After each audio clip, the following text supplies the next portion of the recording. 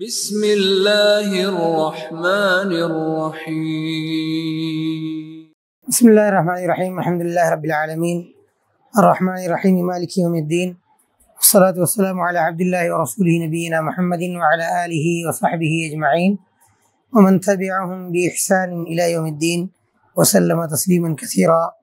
وبعد۔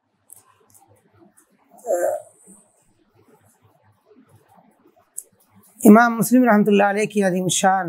اور اسلام کی حدیثوں میں دوسرے نمبر کی یہ سب سے صحیح ترین کتاب صحیح مسلم کی کتاب الامارہ کا دوسرا باب ہے، اور یہ باب اس سے پہلے آپ کو بتایا جا چکا ہے کہ جب امام مسلم رحمۃ اللہ علیہ کی سوانح حیات اور ان کی اس کتاب کی کے بارے میں چند تفاصیل آپ کو دی گئی تھیں، اس وقت یہ بتایا گیا تھا کہ امام مسلم رحمۃ اللہ علیہ نے اپنی کتاب میں دوسرے ائمہ کرام کی طرح سے ابواب کو نہیں رکھا ہے، خالی کتاب رکھا ہے، جسے آپ چیپٹر کہہ سکتے ہیں، بڑا چیپٹر۔ بیچ کے جو چھوٹے چھوٹے حدیثوں پر جو بہت سارے علماء کے یہاں ہر حدیث پر یا ہر باب کے اندر 2 حدیثیں ہیں، اس طرح سے ابواب قائم کرتے ہیں۔ تو امام مسلم رحمۃ اللہ علیہ نے ابواب قائم نہیں کیے ہیں، بلکہ ایک باب کے تحت ساری حدیثوں کو اکٹھا کر دیا ہے۔ اور یہ بتایا گیا آپ کو اس سے پہلے کے باب میں کہ ذیلی عناوین جن کو ہم یہاں حدیثوں میں باب کے نام سے جانتے ہیں، امام مسلم رحمۃ اللہ علیہ نے خود ان کو اپنی کتاب میں نہیں لکھا ہے، نہیں لگایا ہے ان کو۔ اس کے باوجود حدیثوں کی ترتیب میں، ایک ہی کتاب کی حدیثوں کی ترتیب میں انتہائی باریکی سے کام لیا ہے، اور حدیثوں کی ترتیب میں بہت سارے معانی چھپے ہوئے ہیں، جب اس کو غور کر کے دیکھا جائے تو سمجھ میں آتا ہے۔ اور اس سے پہلے کے باب میں آپ کو بتایا گیا تھا کہ حتیٰ کہ حدیث کے یعنی بعض اوقات ایسا ہوتا ہے کہ کسی گمان کرنے والے کے گمان میں ایسا لگتا ہے کہ حدیثوں میں ٹکراؤ ہے، دونوں حدیثوں کے درمیان تعارض ہے، اور میں ایسا اس لیے کہہ رہا ہوں چونکہ حقیقت میں حدیثوں میں ٹکراؤ نہیں ہو سکتا، کسی کو وہم ایسا ہو سکتا ہے۔ تو امام مسلم رحمۃ اللہ علیہ کے یہاں یہ بھی ہے کہ آپ دیکھیں گے پہلی حدیث انہوں نے رکھی ہے، اس کے بعد دوسری جو حدیث رکھی ہے اس کا اس طرح کے جہاں پر ٹکراؤ کا وہم ہو سکتا ہے ان جگہوں پر بھی ترتیب کا خیال ہے اور ایک معنی پوشیدہ ہے۔ تو یہ تو بڑے معنی ہو گئے۔ وعلیکم السلام ورحمۃ اللہ۔ اسی طرح سے ایک حدیث ناسخ ہے اور منسوخ ہے، تو منسوخ کو پہلے کرنا، ناسخ کو بعد میں کرنا، جس سے پتہ چلے کہ بعد والے کا اعتبار ہوگا اور پہلے والی حدیث کا حکم جو ہے منسوخ ہو چکا ہے۔ ان جگہوں پر تو ہے ہی، حتیٰ کہ حدیث کے اندر جو الفاظ پائے جاتے ہیں، اس کی مثال آپ نے کل کے درس میں آپ کو جو ہے واضح انداز میں چیز دیکھنے کو ملی ہوگی کہ حدیثوں کے اندر جو الفاظ ہیں ان کے معنی کی وضاحت کے لیے بھی امام مسلم کے یہاں عجیب و غریب اور انتہائی باریک بینی سے حدیثوں کو مرتب کیا گیا ہے۔ اس کے لیے کل کا باب ہمارے لیے بہت ہی بہترین مثال ہے۔ تو مقصد یہ ہے کہ ابواب نہ قائم کرنے کے باوجود امام مسلم کے یہاں کتاب چونکہ بڑا چیپٹر ہوتا ہے، ایک مثلا کتاب الطلاق، تو طلاق کے بارے میں، طلاق کا طریقہ کیا ہے، طلاق کب ہوگا، طلاق کی سنت کے طریقے کیا ہیں، کن اوقات میں طلاق حرام ہے، ان سب پر علماء کرام چھوٹے چھوٹے ابواب قائم کرتے ہیں۔ امام مسلم رحمۃ اللہ علیہ کے یہاں یہ چھوٹے ابواب قائم نہیں کیے گئے ہیں، آپ نے قائم نہیں کیے ہیں، بلکہ اس کے برعکس یہ جو باب جو میں آپ کو بتا رہا ہوں کہ یہ دوسرا باب ہے، یہ امام نووی رحمۃ اللہ علیہ جن کا انتقال 676 ہجری میں ہوا ہے، 676، تو وہ انہوں نے اس کتاب کی شرح کی ہے، اور ان کی کتاب اس صحیح مسلم کی تمام شروح میں بہت ہی اعلیٰ مقام رکھتی ہے، تو انہوں نے ابواب قائم کیے ہیں اپنی طرف سے۔ اسی لیے آپ دیکھ رہے ہیں، اگر میری کتاب میں آپ دیکھیں گے، اگر آپ دیکھنا چاہیں تو کتابوں میں یہاں اوپر ابواب نہیں ہے، خالی کتاب الامارہ لکھا ہوا ہے، باقی یہ جو ابواب ہیں وہ نیچے ہیں، تاکہ یہ رہے کہ امام مسلم کی طرف سے، امام نووی رحمۃ اللہ علیہ کی طرف سے ہیں، امام مسلم کی طرف سے ابواب نہیں۔ بہرحال اس بات کی وضاحت اس لیے کرنی پڑی کہ میں نے یہ کہا کہ یہ اس کتاب کا دوسرا باب ہے، اور ظاہر بات ہے یہ باب امام مسلم کی طرف سے نہیں بلکہ امام نووی رحمۃ اللہ علیہ کی طرف سے ہے۔ اس باب پر یا ان حدیثوں پر جو باب قائم کیا ہے امام نووی رحمۃ اللہ علیہ نے، معذرت، اس کا انہوں نے الفاظ استعمال کیا ہے باب الاستخلاف و ترکہ، باب الاستخلاف و ترکی ہی، یعنی خلیفہ بنانے اور خلیفہ بنانے کو چھوڑ دینے کا باب۔ یعنی ایک بادشاہ ہے، ایک خلیفہ ہے، بادشاہ کا حکم بعد میں، ہمارے سامنے جو حدیث ہیں ظاہر بات ہے حضرت عمر رضی اللہ تعالیٰ عنہ سے متعلق ہے، وہاں خلیفہ کا لفظ ہی بہتر ہے، باقی بعد کے ادوار میں اگر بادشاہ ہے تو جو بھی مسلمانوں کے معاملات کا ذمہ دار ہے، ولی امر ہے، امام ہے، جس کو پرانے زمانے میں امام کہا جاتا تھا، وہ اپنے بعد میں خلیفہ بنائے، کسی کو نامزد کر جائے کہ میرے بعد خلیفہ یہ ہوں گے، یا چھوڑ دے، آنے والی حدیثوں میں اس کا بیان ہے۔ اور یہ جو ہے ان ابواب میں بہت ساری کام کی چیزیں ہیں، انشاءاللہ ہم ان حدیث کے الفاظ کو پڑھتے ہوئے اور ان میں جو معانی پائے جاتے ہیں وہاں پر اشارہ کریں گے۔ یہاں پر امام مسلم رحمۃ اللہ علیہ نے جو روایت ذکر کی ہے، کہتے ہیں امام مسلم رحمۃ اللہ علیہ، حدثنا ابو قریب بن محمد بن العلاء قال حدثنا ابو اسامہ عن ہشام بن عروہ عن ابیہ عن ابن عمر رضی اللہ تعالی عنہما۔ امام مسلم رحمۃ اللہ علیہ فرماتے ہیں کہ ہم سے، اور بتایا گیا تھا آپ کو کہ کہیں وہ ہم سے کہتے ہیں اور کہیں مجھ سے کہتے ہیں، اور اس میں ایک فرق ہو سکتا ہے، اس کی طرف اشارہ کیا گیا تھا کہ جہاں وہ ہم سے کہتے ہیں کافی اس بات کے جو ہے چانسز ہیں کہ وہاں حدیث کو سنتے ہوئے امام مسلم رحمۃ اللہ علیہ کے ساتھ کچھ اور بھی ان کے دوست تھے جو ان کے استاد سے ایک ساتھ حدیث سن رہے تھے، تو انہوں نے کہا امام مسلم نے ہم سے حدیث بیان کیا، اور کہیں پر کہتے ہیں کہ ہمارے استاد نے مجھ سے حدیث بیان کی، تو یہاں پر ہم کا لفظ استعمال کیا ہے۔ ہم یہ وضاحت بار بار شاید اگلی درسوں میں نہیں کریں گے تاکہ ہم اپنے ٹائم کو بچا سکیں، لیکن یہ بہرحال سند کے اندر کچھ باریکیاں یا کچھ چیزیں ایسی ہوتی ہیں جن کی طرف ہم آپ قبل اس سے کہ سوال کریں آپ کا جواب ویسے ہی آ جائے بغیر سوال کے۔ تو امام مسلم رحمۃ اللہ علیہ فرماتے ہیں کہ ہم سے حدیث محمد ابن العلاء ابو قریب نے بیان کیا، وہ کہتے ہیں کہ ہم سے ابو اسامہ نے بیان کیا۔ ابو اسامہ کا نام حماد بن اسامہ الکوفی ہے۔ اب یہاں خالی امام مسلم رحمۃ اللہ علیہ نے خالی ابو اسامہ کا لفظ ذکر کیا ہے، اور ان کا نام ہے حماد بن اسامہ، جو کوفہ کے تھے اور قریش کے بھی تھے۔ تو پہلے جو راوی ہیں وہ کوفی ہیں، اور دوسرے راوی ہیں یعنی امام مسلم کے استاد اور استاد کے استاد دونوں کوفہ کے رہنے والے تھے۔ وعلیکم السلام ورحمۃ اللہ وبرکاتہ۔ ابو اسامہ کہتے ہیں عن ہشام بن عروہ، ابو اسامہ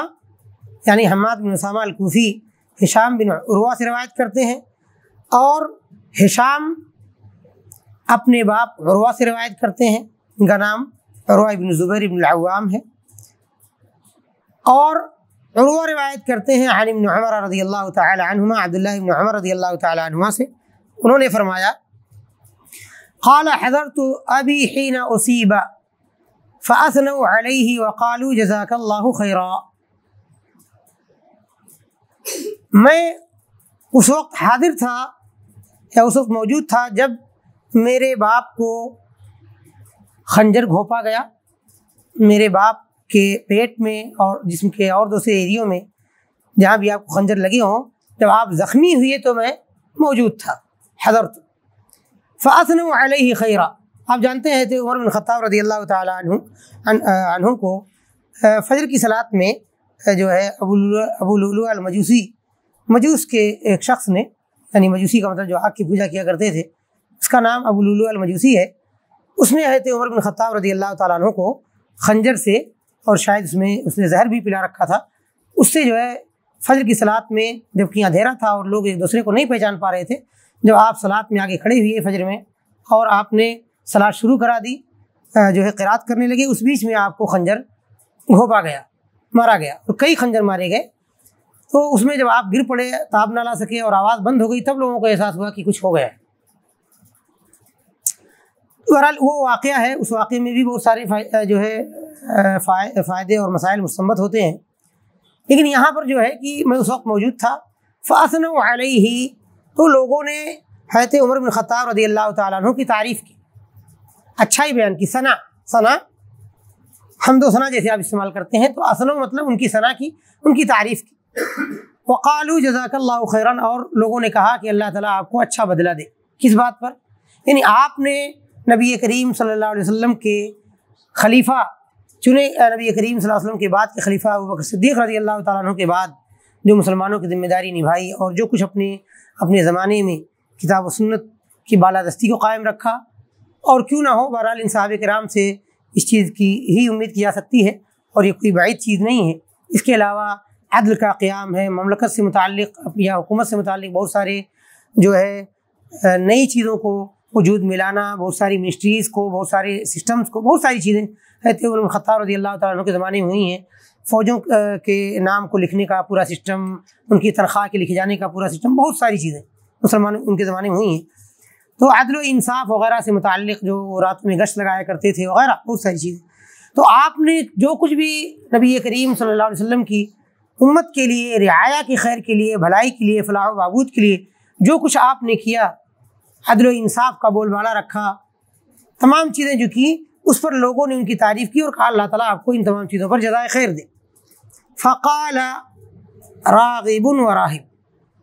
سبحان اللہ۔ حضرت عمر رضی اللہ تعالیٰ عنہ فرماتے ہیں راغب کا مطلب رغبت کرنے والا اور راہب مطلب ڈرنے والا، یعنی مجھے اللہ کی رحمت کی امید بھی ہے، رغبت بھی ہے کہ اللہ تعالیٰ شاید میرے ساتھ خیر کا معاملہ کرے، اور مجھے ڈر بھی ہے۔ اس کے اور بھی معنی بیان کیے گئے ہیں، لیکن سب سے قریب تر معنی اس حدیث کے سیاق میں یہی ہے۔ یعنی اس کا یہ بھی معنی لوگوں نے بیان کیا ہے کہ لوگ خلافت کے معاملے میں بہت سارے لوگ دلچسپی رکھتے ہیں، تو بہت سارے لوگ بھاگتے ہیں، ڈرتے ہیں، اور بھی کچھ معنی بیان کیے گئے، لیکن سب سے قریب کا معنی یہ ہے کہ حضرت عمر بن خطاب رضی اللہ تعالیٰ عنہ نے جو ان کی تعریف سنی ہے، اس کا یہ معنی نکلا کہ گویا آپ نے حکومت کے تمام معاملات بہت اچھے انداز میں انجام دیا۔ تو حضرت عمر بن خطاب رضی اللہ تعالیٰ عنہ نے جو ان کی دلی کیفیت تھی اس کو بیان کیا کہ جہاں مجھے، اور یہی ایک مومن کا شیوا ہونا چاہیے، دھیان دیجیے۔ تو حضرت عمر بن خطاب رضی اللہ تعالیٰ نے فرمایا کہ مجھے اللہ کی رحمت میں امید بھی ہے، راغب رغبت ہے، یعنی مجھے امید ہے، جس کو آپ خوف و رجا کہتے ہیں کسی موقع پر، اللہ کا ڈر بھی ہو اور امید بھی ہو، وراہب اور میں ڈرا ہوا بھی ہوں۔ تو یہاں سے کئی باتیں ہم جو ہے بطور فوائد اور مسائل کے لے سکتے ہیں۔ ان میں سے ایک چیز تو یہ ہے کہ اگر حضرت عمر بن خطاب رضی اللہ تعالیٰ عنہ کا یہ معاملہ ہے، ان کی یہ کیفیت ہے، مسلمانوں کی ذمہ داری جو ہے قبول کرنے کے بعد جب انہیں لگا کہ اب وہ ان کو لگا اور لوگوں کو لگا کہ اب وہ بچنے والے نہیں ہیں، لوگ اسی معنی میں تعریف کر رہے تھے کہ آپ نے بہت اچھے سے جو اللہ رب العالمین جو ذمہ داری دی آپ نے اس کو ادا کیا۔ اگر حضرت عمر بن خطاب رضی اللہ تعالیٰ عنہ جیسا شخص اسے ڈر ہے، تو پھر کون ہے ایسا جسے چھوٹی موٹی ذمہ داری ہو یا بڑی ذمہ داریاں ہوں، ان کو قبول کرنے کے بعد اسے ڈر نہ ہو اور وہ کہہ سکے کہ اس نے اپنی ذمہ داری کو احسن طور پر انجام دیا ہے، کون ایسا ہو سکتا ہے؟ اسی لیے اللہ رب العالمین اگر کوئی کسی کو ذمہ داری دے تو بہرحال جہاں اس نے اگر واقعتاً اس ذمہ داری کو اپنی کوشش اور طاقت کے حد تک بخوبی انجام دیا ہے، اس کے باوجود اسے چاہیے کہ حضرت عمر بن خطاب رضی اللہ تعالیٰ عنہ جیسے اللہ کے ولی، اور آپ جانتے ہیں کہ حضرت عمر بن خطاب رضی اللہ تعالیٰ عنہ سارے انبیاء کرام کے بعد دوسرے نمبر کے سب سے بڑے ولی ہیں، ان سے بڑا اور کوئی نہیں ہو سکتا ابو بکر رضی اللہ تعالیٰ عنہ کے بعد، آدم سے لے کر قیامت تک میں سارے انبیاء کرام کے صحابہ کرام میں بھی۔ تو حضرت عمر رضی اللہ تعالیٰ عنہ نے فرمایا کہ مجھے ڈر بھی ہے اور امید بھی ہے۔ یہی ایک بات اور بہت کام کی ہے، عقیدے کی کتابوں میں علماء کرام نے اس کو ذکر کیا ہے کہ انسان کو موت کے وقت جب اسے احساس پڑ جائے، اور یہاں ظاہر بات ہے کوئی اپنی موت کو یقینی طور سے نہیں جان سکتا ہے، لیکن آثار اور حالات بہت سارے لوگوں کو اس کا احساس ہو سکتا ہے۔ تو حضرت عمر بن خطاب رضی اللہ تعالیٰ عنہ کو جب اس وقت کے اعتبار سے جو کچھ دوائیاں پلائی جاتی تھیں، شہد پلائی جاتی تھی وغیرہ، تو وہ پلاتے تھے اور پیٹ سے نکل جاتا تھا رضی اللہ تعالیٰ عنہ وارضاہ۔ سب کو شاید یہ لگ گیا کہ اب ہمارے درمیان یہ زیادہ دیر تک رہنے والے نہیں ہیں۔ تو علماء عقیدہ کے علماء کرام نے اس بات کو بیان کیا ہے کہ انسان کو زندگی میں بھی ہمیشہ امید کے پہلو کو اور ڈر کے پہلو کو دونوں کو برابر قائم رکھنا چاہیے۔ یعنی ایمان کے لیے یہ ڈر اور امید یہ دونوں ایک پرندے کے دونوں پر جیسے ہیں، اگر ایک متاثر ہو جائے گا تو پرندے کی اڑان میں اس کا اثر پڑ جائے گا، ایسے اگر خوف و رجا میں اگر فرق پڑا، کوئی بھی جو ہے پہلو کمزور زیادہ پڑ گیا تو اس سے ایمان کے جو ہے کہ مضبوطی میں فرق آ جائے گا۔ آپ جانتے ہیں کہ قرآن کریم میں اللہ رب العالمین نے ایک سے زیادہ جگہوں پر فرمایا ہے کہ اللہ رب العالمین کی رحمت سے کافر لوگ ہی نا امید ہوتے ہیں۔ وَمَن يَقْنَطُ مِن رَحْمَةِ رَبِّهِ لِلْقَوْمِ الْكَافِرُونَ، تقریباً اس طرح کی آیت ہے۔ تو جو ہے اس معنی کو اور بھی دوسری جگہوں پر بیان کیا گیا ہے قرآن کریم میں۔ تو علماء کرام نے عقیدے کی کتابوں میں خاص طور سے اس بات کو ذکر کیا ہے کہ موت کے وقت اس بات کی اور زیادہ ضرورت ہوتی ہے، یعنی زندگی میں بھی ضروری ہے ایک آدمی کہ اللہ تعالیٰ معاف کرنے والا ہے، باقی وہ اپنی زندگی میں کیا کچھ کر رہا ہے، جیسے ہم لوگوں کی اس وقت کے زمانے میں یا کم ایمان کے وقت میں اور نبوت کے 1200 سال کے بعد 1400 سال کے بعد کی اس دوری کے بعد اکثر لوگوں کی حالت، ہم سبھی کی حالت اللہ رب العالمین ہم سب پہ ستر پوشی فرمائے، یہی ہے کہ ہم کتنا اپنا حساب کر پاتے ہیں۔ حقیقت میں یہ بہت ہی سنگین اور خطرناک معاملہ ہے۔ تو ہم یعنی ہمارے یہاں اس وقت یہ ہے کہ عمل نہیں ہے، اس کے باوجود ہم امید زیادہ رکھتے ہیں، تو ایک پہلو کو غالب کر دینا یہ بہت خطرناک ہے۔ اس لیے قرآن کریم میں اللہ رب العالمین نے جہاں امید نہ توڑنے والی بات کی اور کہا ہے کہ امید توڑنے والے کافر ہوتے ہیں، اسی طرح سے اللہ رب العالمین کے خوف سے، اس کے عذاب سے، جہنم کے ڈر سے اپنے آپ کو آزاد کر لینے والے، اپنے آپ کو معمون سمجھنے والے، محفوظ سمجھنے والے بھی انتہائی خطرناکی پر ہوتے ہیں۔ اس لیے قرآن کریم میں اللہ رب العالمین نے فرمایا ہے وَيُحَذِّرُكُمُ اللَّهُ نَفْسَهُ، اللہ رب العالمین تم کو اپنے آپ سے ڈراتا ہے، اللہ رب العالمین تمہیں اپنے آپ کا خوف دلاتا ہے کہ آپ اللہ سے ڈریں اور اس کو ڈر کر کے اپنی زندگی کے سارے کام کریں، اپنا قدم اٹھائیں تو آپ کو احساس ہو کہ اللہ رب العالمین کے حکم کی یہاں کوئی مخالفت تو نہیں ہو رہی، کوئی غلطی تو نہیں ہو رہی ہے، کیا میرا یہ قدم اللہ رب العالمین کے لیے اٹھ رہا ہے، اللہ رب العالمین کی دی گئی تعلیمات کے جو ہے موافق اٹھ رہا ہے، ان کے حساب سے جو ہے کام ہو رہا ہے۔ اسی طرح سے اللہ رب العالمین نے قرآن کریم میں اللہ کے مکر سے بھی معمون ہو جانے کا ذکر کیا ہے۔ افامنوا مکر اللہ،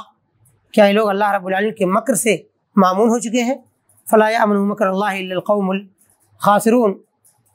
آیت دیکھنا جو ہے مجھے ذہن میں نہیں ہے، اللہ تعالیٰ معاف کرے مجھے اس وقت ذہن میں نہیں ہے، آپ لوگوں میں سے کوئی حافظ ہے تو بتائیے کہ الا القوم الخاسرون ہے یا کچھ اور ہے۔ تو اللہ رب العالمین نے اپنی قوم، اپنے جو ہے خوف سے، اپنے آپ کو معمون سمجھنے والے، اپنے آپ کو محفوظ سمجھنے والے اللہ رب العالمین کے عذاب سے ان لوگوں کو بھی خطرناک قرار دیا ہے، اس کیفیت کو اور ان لوگوں کو۔ اسی طرح سے قرآن کریم میں اللہ رب العالمین نے فرمایا آمنتم من فی السماء، تو کیا اللہ رب العالمین جو ذات آسمانوں میں ہے اس سے معمون ہو گئے ہیں، اپنے آپ کو معمون سمجھنے لگے ہیں؟ تو یہ دونوں ہی ایمان کے ایسے جو ہے پہلو ہیں جن کو برابر قائم رہنا چاہیے۔ کوئی ایک بہت زیادہ غالب ہوا تو یہ ایمان کی کمزوری کی دلیل۔ میں نہیں کہہ رہا ہوں کہ جو ہے کسی ایک کی جانب کے کمزور ہو جانے کے ناطے سے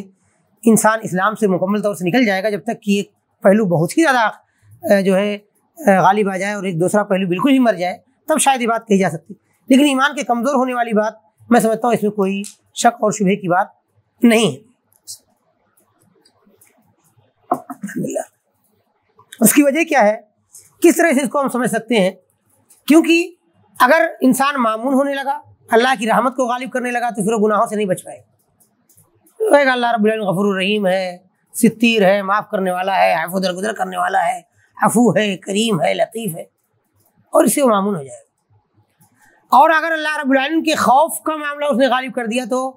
اللہ رب العالمین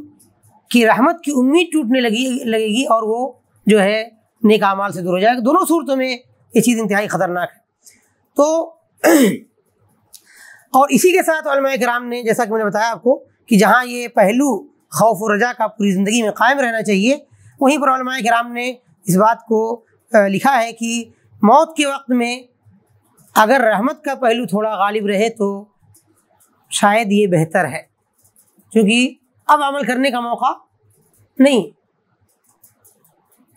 اور زندگی اگر نہیں ہے، غالب گمان یہ ہو چکا ہے، تو اب گویا گناہوں کی بھی امکان کم ہے۔ لہذا جب جانا ہی ہے تو اللہ کی رحمت کی امید زیادہ ہو، کیونکہ حدیثوں میں جو یہ چیز ہے کہ اللہ رب العالمین، جیسا کہ حدیث قدسی میں موجود ہے، انا عند ظن عبدی بی، میں اپنے بندے کے گمان کے اعتبار سے ہوتا ہوں۔ تو اس وقت گمان اللہ کے بارے میں اچھا گمان انسان کر رہا ہو، یہ بہتر ہے۔ بہرحال جو ہے عمر رضی اللہ تعالیٰ عنہ نے یہاں پر جب لوگوں نے تعریف کی تو اس بات کا اظہار کیا کہ ایسا نہیں ہے کہ میں اس خلافت کے معاملے سے مکمل طور سے امید ہوں اور یہ کہتا ہوں کہ میں نے اچھے کام کیے ہیں لہذا مجھے کوئی خوف نہیں، بلکہ مجھے جہاں اس بات کی امید ہے کہ شاید اللہ رب العالمین نے کچھ ایسے کام مجھ سے لیے ہوں جن سے مجھے ثواب مل جائے۔ اس کی وضاحت آگے انشاءاللہ اور مزید الفاظ ہیں جو آئے گی، اور جہاں اس کے ساتھ مجھے ڈر بھی ہے کہ مجھ سے کوئی کمی نہ ہوئی ہو۔ قالوا استخلف، تو لوگوں نے کہا کہ آپ اپنے بعد خلیفہ مقرر کر جائیے،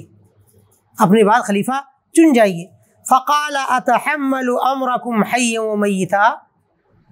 کیا زندگی میں تو میں نے ذمہ داری اٹھائی، اگر لفظی ترجمہ کروں تو میں زندگی میں اور مرنے کے بعد بھی تمہاری ذمہ داری اٹھاؤں، یعنی میں نے کچھ کمی کی ہو تو میں پکڑا ہی جاؤں، تمہارے اوپر کوئی اور خلیفہ بنا جاؤں اور اس میں صحیح توفیق نہ پا سکوں یا صحیح آدمی کا اختیار نہ کر سکوں تو وہ گناہ بھی میرے اوپر آئے، میں ایسا نہیں کروں گا۔ گویا ان کا مقصد یہ ہے کہ میں تمہاری ذمہ داری تھا جو اللہ رب العالمین وہاں تک جو بھی، ہاں، لیکن اس کے بعد کی ذمہ داری میں تمہاری نہیں لوں گا کہ میں خلیفہ چن جاؤں۔ اور بھی روایتیں انشاءاللہ اس متعلق آگے آنے والی ہیں اور تفصیل ہے روایتوں میں۔ اس کے بعد کہتے ہیں اس جو راغبن اور راہب، مجھے ڈر ہے اور رغبت ہے، اس کی وضاحت اگلے لفظ میں آ رہی ہے، لوددت ان حظی منها الکفاف لا علی ولا لی۔ سبحان اللہ، اللہ ہم سب کو اس طرح کے مواقع پر اپنے آپ کو ٹھہر کر کے تھوڑا سا رک کر کے سوچنے کی ضرورت ہے، اور آگے انشاءاللہ وہ ابواب آئیں گے جن میں آپ پڑھیں گے کہ اللہ رب العالمین، نبی کریم صلی اللہ علیہ وسلم نے فرمایا تم میں سے ہر شخص ذمہ دار ہے۔ نہیں، ایسا کوئی نہ سوچے یہاں سننے کے بعد ہم کیا سمجھتے ہیں، ایسے عمر خلیفہ تھے، یہ لوگ بادشاہ آڈر ہیں، ہمیں کیا ڈرنے کی ضرورت نہیں۔ یہ تو ایک بادشاہ یا خلیفہ بڑی بات کر رہے ہیں، لیکن ذمہ داریاں سب کے سروں پر ہیں، سب کی گردنوں میں ہیں۔ اسی کی وضاحت جو ہے میں نے بتایا کہ اسی معنی کی روایت آپ کو آگے آئے گی کہ نبی کریم صلی اللہ علیہ وسلم نے فرمایا الا کلکم راع، تم میں سے ہر کوئی بھی شخص ایسا نہیں ہے تقریباً جو بچ جائے اس کے گردن میں ذمہ داریاں نہ ہوں، اور پھر تم میں سے ہر ایک کو اس کی ذمہ داریوں سے متعلق سوال کیا جائے گا۔ یہ روایت آگے آئی تو حضرت عمر بن خطاب رضی اللہ تعالیٰ عنہ فرماتے ہیں لوددت، میری خواہش ہے، ان حظی منها الکفاف، کہ اس امارت و خلافت سے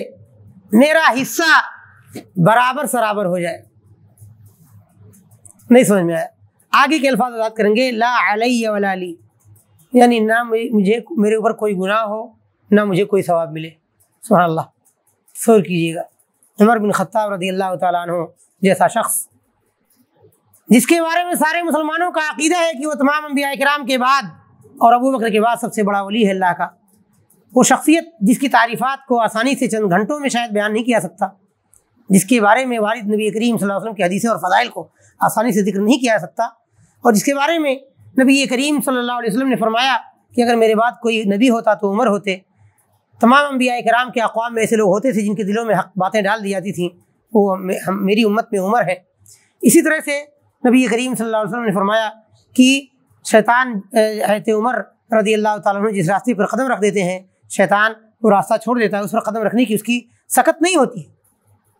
وہ شخص کہہ رہا ہے کہ اس 10 سال 12 سال کی حکومت میں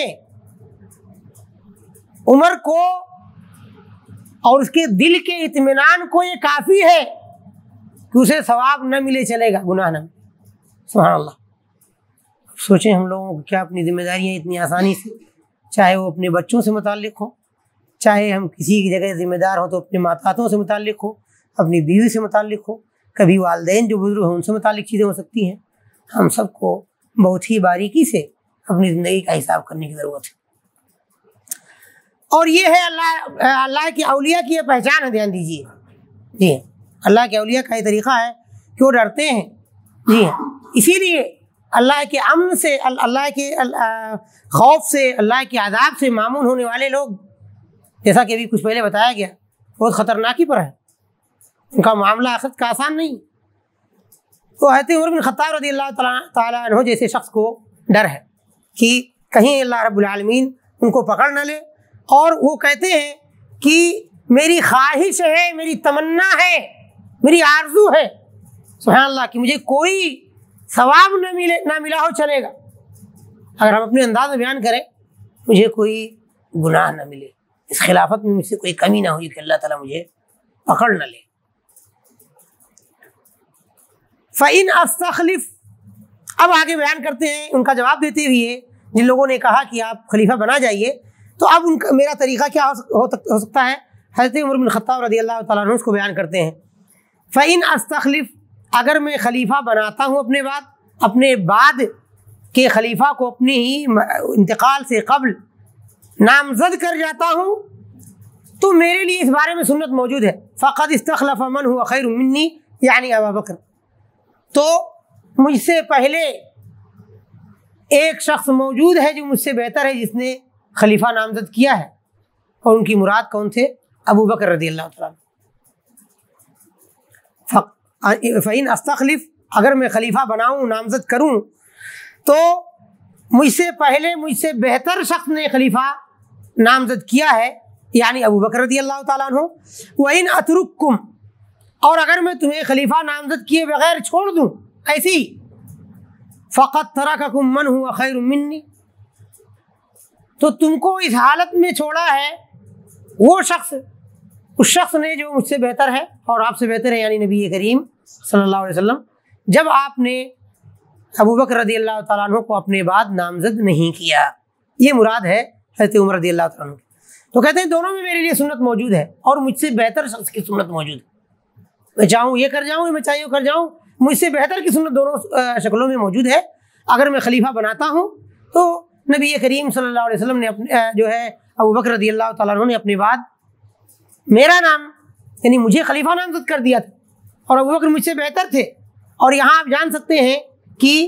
حضرت عمر بن خطاب رضی اللہ تعالیٰ عنہ کو اس بات کا صحیح حدیث میں اعتراف ہے کہ ابو بکر رضی اللہ تعالیٰ عنہ ان سے بہتر اور افضل تھے جیسا کہ پوری امت کو اعتراف. اور اگر میں خلیفہ بنائے بغیر چھوڑ دیتا ہوں نامزد نہیں کرتا ہوں تو اس بارے میں بھی سنت موجود ہے نبی کریم صلی اللہ علیہ وسلم کی. قال عبداللہ ان کے بیٹے عبداللہ بن عمر جن کو آپ کہتے ہیں عمر کے بیٹے عبداللہ کہتے ہیں فعرفت انه حين ذكر رسول اللہ صلی اللہ علیہ وسلم غیر مستخلف جب انہوں نے نبی کریم صلی اللہ علیہ وسلم کا نام لیا تو میں جان گیا کہ اب یہ خلیفہ نامزد کرنے والے نہیں ہیں کیونکہ کوئی شک نہیں ہے اور وہ کہہ بھی رہے ہیں بھائی میں جو بھی کروں میں پہلے مجھ سے بہتر شخص کی سنت اور روایت موجود ہے کہ میں ویسا کر جاؤں تو مجھے کوئی ڈر نہیں ہے کوئی خوف نہیں ہے غلطی کا کہ مجھ سے بہتر جو ہے شخصیتوں کی سنت دونوں بارے میں موجود ہے. لیکن جب معاملہ کسی بھی مسلم کے پاس دیکھیے عبداللہ کیا کہتے ہیں یہ ایک مسلم کی شان ہے میرے بھائیوں. عبداللہ ان کے بیٹے کو اندازہ ہو گیا کہ جب انہوں نے ابو بکر رضی اللہ تعالیٰ عنہ کا ذکر کیا اور ان کے عمل کا ذکر کیا کہ انہوں نے نامزد کیا تھا اور رسول اللہ صلی اللہ علیہ وسلم کا ذکر کیا جنہوں نے نامزد نہیں کیا تھا تو جب معاملہ دو ایسی شخصیتوں کے بارے میں آ جائے جو دونوں محبوب ہوں تو آدمی سب سے زیادہ محبوب شخص کے طریقے کو اپناتا اور اختیار کرتا ہے. تو مجھے لگ گیا کہ اب یہ اپنے بعد خلیفہ نامزد کرنے والے نہیں ہیں. یہ روایت تھی. آگے بڑھنے سے قبل کچھ فوائد کے طور پر اس حدیث سے اخذ کرتے ہیں کچھ چیزیں. کچھ تو ہم نے بیان کر دیا ہے. بہت سارے فوائد ہو سکتے ہیں اور حقیقت میں جو ہے باریکی سے اگر جائیں گے تو بہت زیادہ چیزیں ہو سکتی ہیں. لیکن یہاں پر جو میں رک کر کے ایک چیز کہنا چاہتا ہوں یہ کہ یہ حدیث اس باب میں صاف ہے کہ نبی کریم صلی اللہ علیہ وسلم نے اپنے بعد خلیفہ نامزد نہیں کیا تھا. لہذا دھیان دیجیے گا یہاں سے اسلام کے دشمن صحابہ کرام کے دشمن روافض پر اور ان کے عقیدے پر نہ صرف کاری ضرب لگتا ہے بلکہ اس کو باطل قرار دیتی ہے حدیث کہ نبی کریم صلی اللہ علیہ وسلم نے کسی کو بھی خلیفہ نہیں نامزد کیا تھا. لہذا جو وہ کہتے ہیں کہ نبی کریم صلی اللہ علیہ وسلم نے حضرت علی کو خلیفہ نامزد کیا تھا اس کا انکار خود صحابہ کرام نے کیا ہے. حضرت عائشہ رضی اللہ تعالیٰ عنہ سے پوچھا گیا تھا کہ کیا آپ نے خلیفہ بنایا آپ نبی کریم صلی اللہ علیہ وسلم نے کیا خلیفہ نامزد کیا تو حضرت عائشہ روایت سے بخاری مسلم موجود ہے کہ انہوں نے کہا کہ نبی کریم صلی اللہ علیہ وسلم کا انتقال ہوا بین صدری و نحری. نحر اس کو کہتے اور صدر مطلب سینہ. نبی کریم صلی اللہ علیہ وسلم کا جب انتقال ہوا ہے تو آپ کا سر میرے سینے اور میرے نحر یعنی حلقوم کے بیچ میں تھا.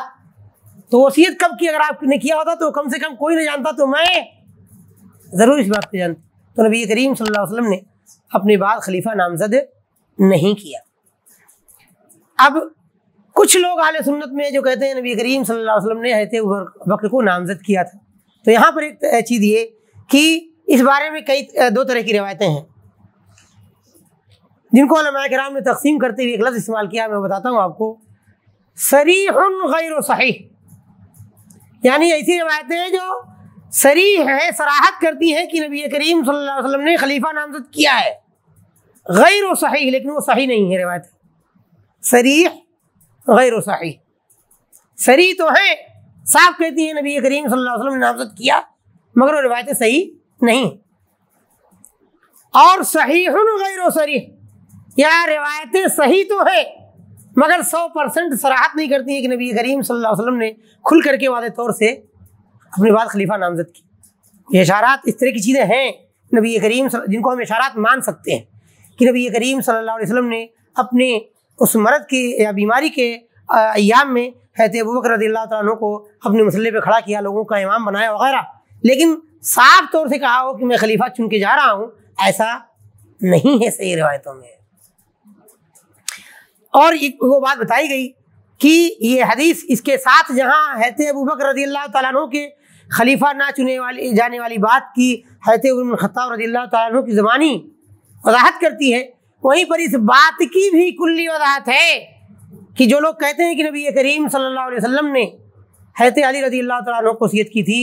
وہ بات، وہ قول بالکل باطل اور بے بنیاد ہے، اور جو کچھ کہا جاتا ہے صرف اسلام کو نقصان پہنچانے کے غرض سے، جو فتنہ عبداللہ ابن سبا الیہودی جس نے رفض کی بنیاد رکھی، تشیع کی بنیاد رکھی، جو کہ یمن کا یہودی تھا، اور جس نے حضرت علی رضی اللہ تعالیٰ عنہ کے وصی بننے والی بات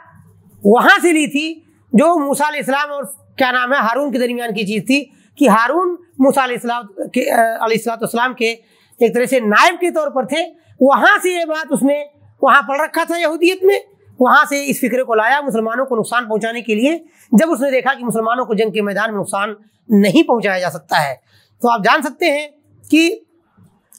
اب یہ معاملہ ہے کہ اگر ابوبکر رضی اللہ تعالیٰ عنہ کو نبی کریم صلی اللہ علیہ وسلم نے نامزد نہیں کیا تو یہ بات واضح ہے، اور مسلمانوں کا اجماع ہے اس بات پر کہ علماء جو ہے صحابہ کرام نے ابوبکر رضی اللہ تعالیٰ عنہ کو مکمل اتفاق سے خلیفہ چنا تھا۔ اس بات پر علماء کا اجماع ہے کہ صحابہ کرام نے اجماع کے ساتھ حضرت ابوبکر رضی اللہ تعالیٰ عنہ کو خلیفہ چنا تھا۔ آگے روایت ہے، اس کے بعد دوسری روایت ہے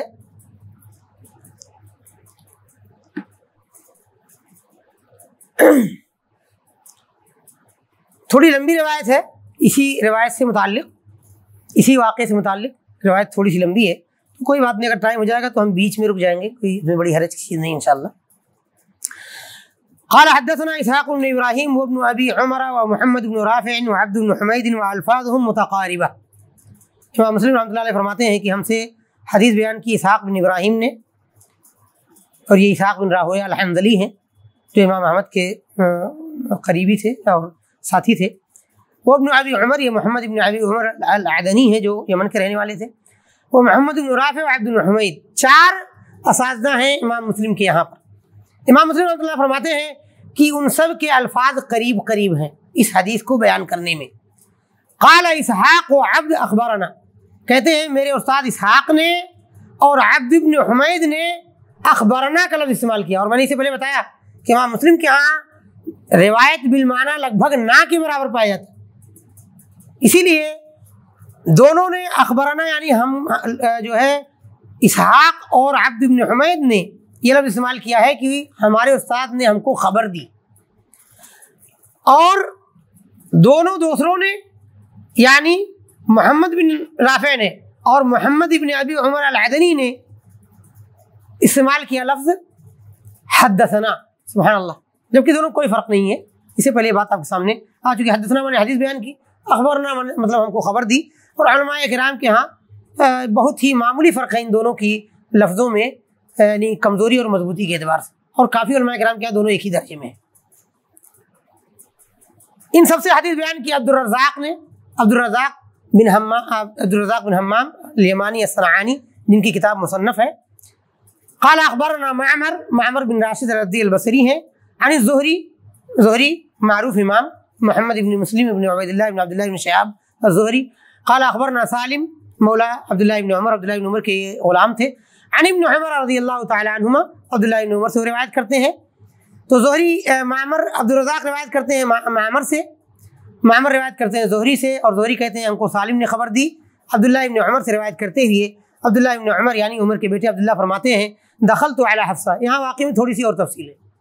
دخلت علی حفصہ یعنی میرے باپ کو خنجر لگ چکی ہے، ان کو صلات سے اٹھا کر کے لایا جا چکا ہے، کہیں گھر کی کسی کونے میں، باہر اندر کہیں ان کو لٹایا جا چکا ہے. اس وقت کی بات ہے. کہتے ہیں میں حفصہ کے پاس گیا. کون حفصہ؟ کون تھی؟ نبی کریم صلی اللہ علیہ وسلم کی بیوی، اور اس سے بھی پہلے حضرت عمر کی بیٹی یعنی عبداللہ بن عمر کی سگی بہن. فقالت، دیکھیے گھر میں جو چیزیں ہوتی ہیں وہ کس طرح سے دوسرے میں گفتگو کی جاتی ہیں، لیکن یہ دینی چیزیں ہیں سب. اور ایک دین کے گھرانے کی سوچ کیا ہوتی ہے، کن باتوں پر ان کی گفتگو ہوتی ہے. ہاں آج کل کی طرح سے نہیں ہے، ہر ایک کے ہاتھ میں موبائل ہے اور سب اپنی اپنی جگہ پاگلوں کی طرح ہنس رہے ہیں. کون کیا کر رہا ہے پتہ نہیں ہے، عجیب چیز. ہاں اس دنیا پاگلوں کی ہو چکی ہے واللہ. ہاں ایک ہی گھر کے لوگ 4 جگہ بیٹھے ہوئے ہیں، تھوڑی ہی دور میں دیکھیں گے سب اپنے اپنے. اللہ رب العالمین شیطان نے اتنا بڑا کام کیا. اللہ المستعان. حفصہ کے پاس گیا. فقالت، دل میں جو چیزیں ہیں انہوں نے فرمایا اعلمت ان اباک غیر مستخلف، کیا تمہیں اندازہ ہے، کیا تم نے جان لیا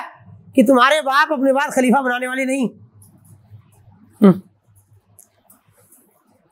قال قلت ما كان ليفعل، تو میں نے کہا نہیں وہ ایسا کرنے والے نہیں، یعنی خلیفہ بنائیں گے وہ. حضرت عبداللہ بن عمر کا اندازہ تھا کہ وہ خلیفہ بنائیں گے اپنے بعد. لیکن بیٹی تو مبارک ہو، کسی بھی نیک شخص کی بیٹی کا بھی اندازہ وہی ہوتا ہے جو اس کی تربیتوں میں ہوتا ہے. لہذا ہم تو خیال کرتے ہیں اپنی بیٹوں کو اچھا پڑھانے کے لیے، ہاں، اور اچھے سے میری مراد اسی وقت ہے جب واقعتاً اچھا پڑھا رہے ہوں. جی ہاں، دنیاوی تعلیمات کی بات میں نہیں کر رہا ہوں. آپ کچھ دنیاوی علوم ہیں جن کو دیں، لیکن اسلامی تربیت سے خالی نہ ہو، تب کی بات میں کر رہا ہوں. ان کے ساتھ اہتمام ہو اور بچیوں کے ساتھ اہتمام نہ ہو، یہ بالکل نہیں ہونا چاہیے. بلکہ اسلام میں دینی تعلیمات کے اعتبار سے بچوں اور بچیوں میں کوئی فرق نہیں ہے. عقیدے کے مسائل ہیں، صلاۃ کے مسائل ہیں، طہارت کے مسائل ہیں، یہ تمام باتیں ہمیں اپنے بچوں اور بچیوں کو مساوی طور پر جو ہے بتانا چاہیے اور ان کو دینا چاہیے. تربیت میں بیٹے اور بیٹی کے درمیان کوئی فرق نہیں ہے.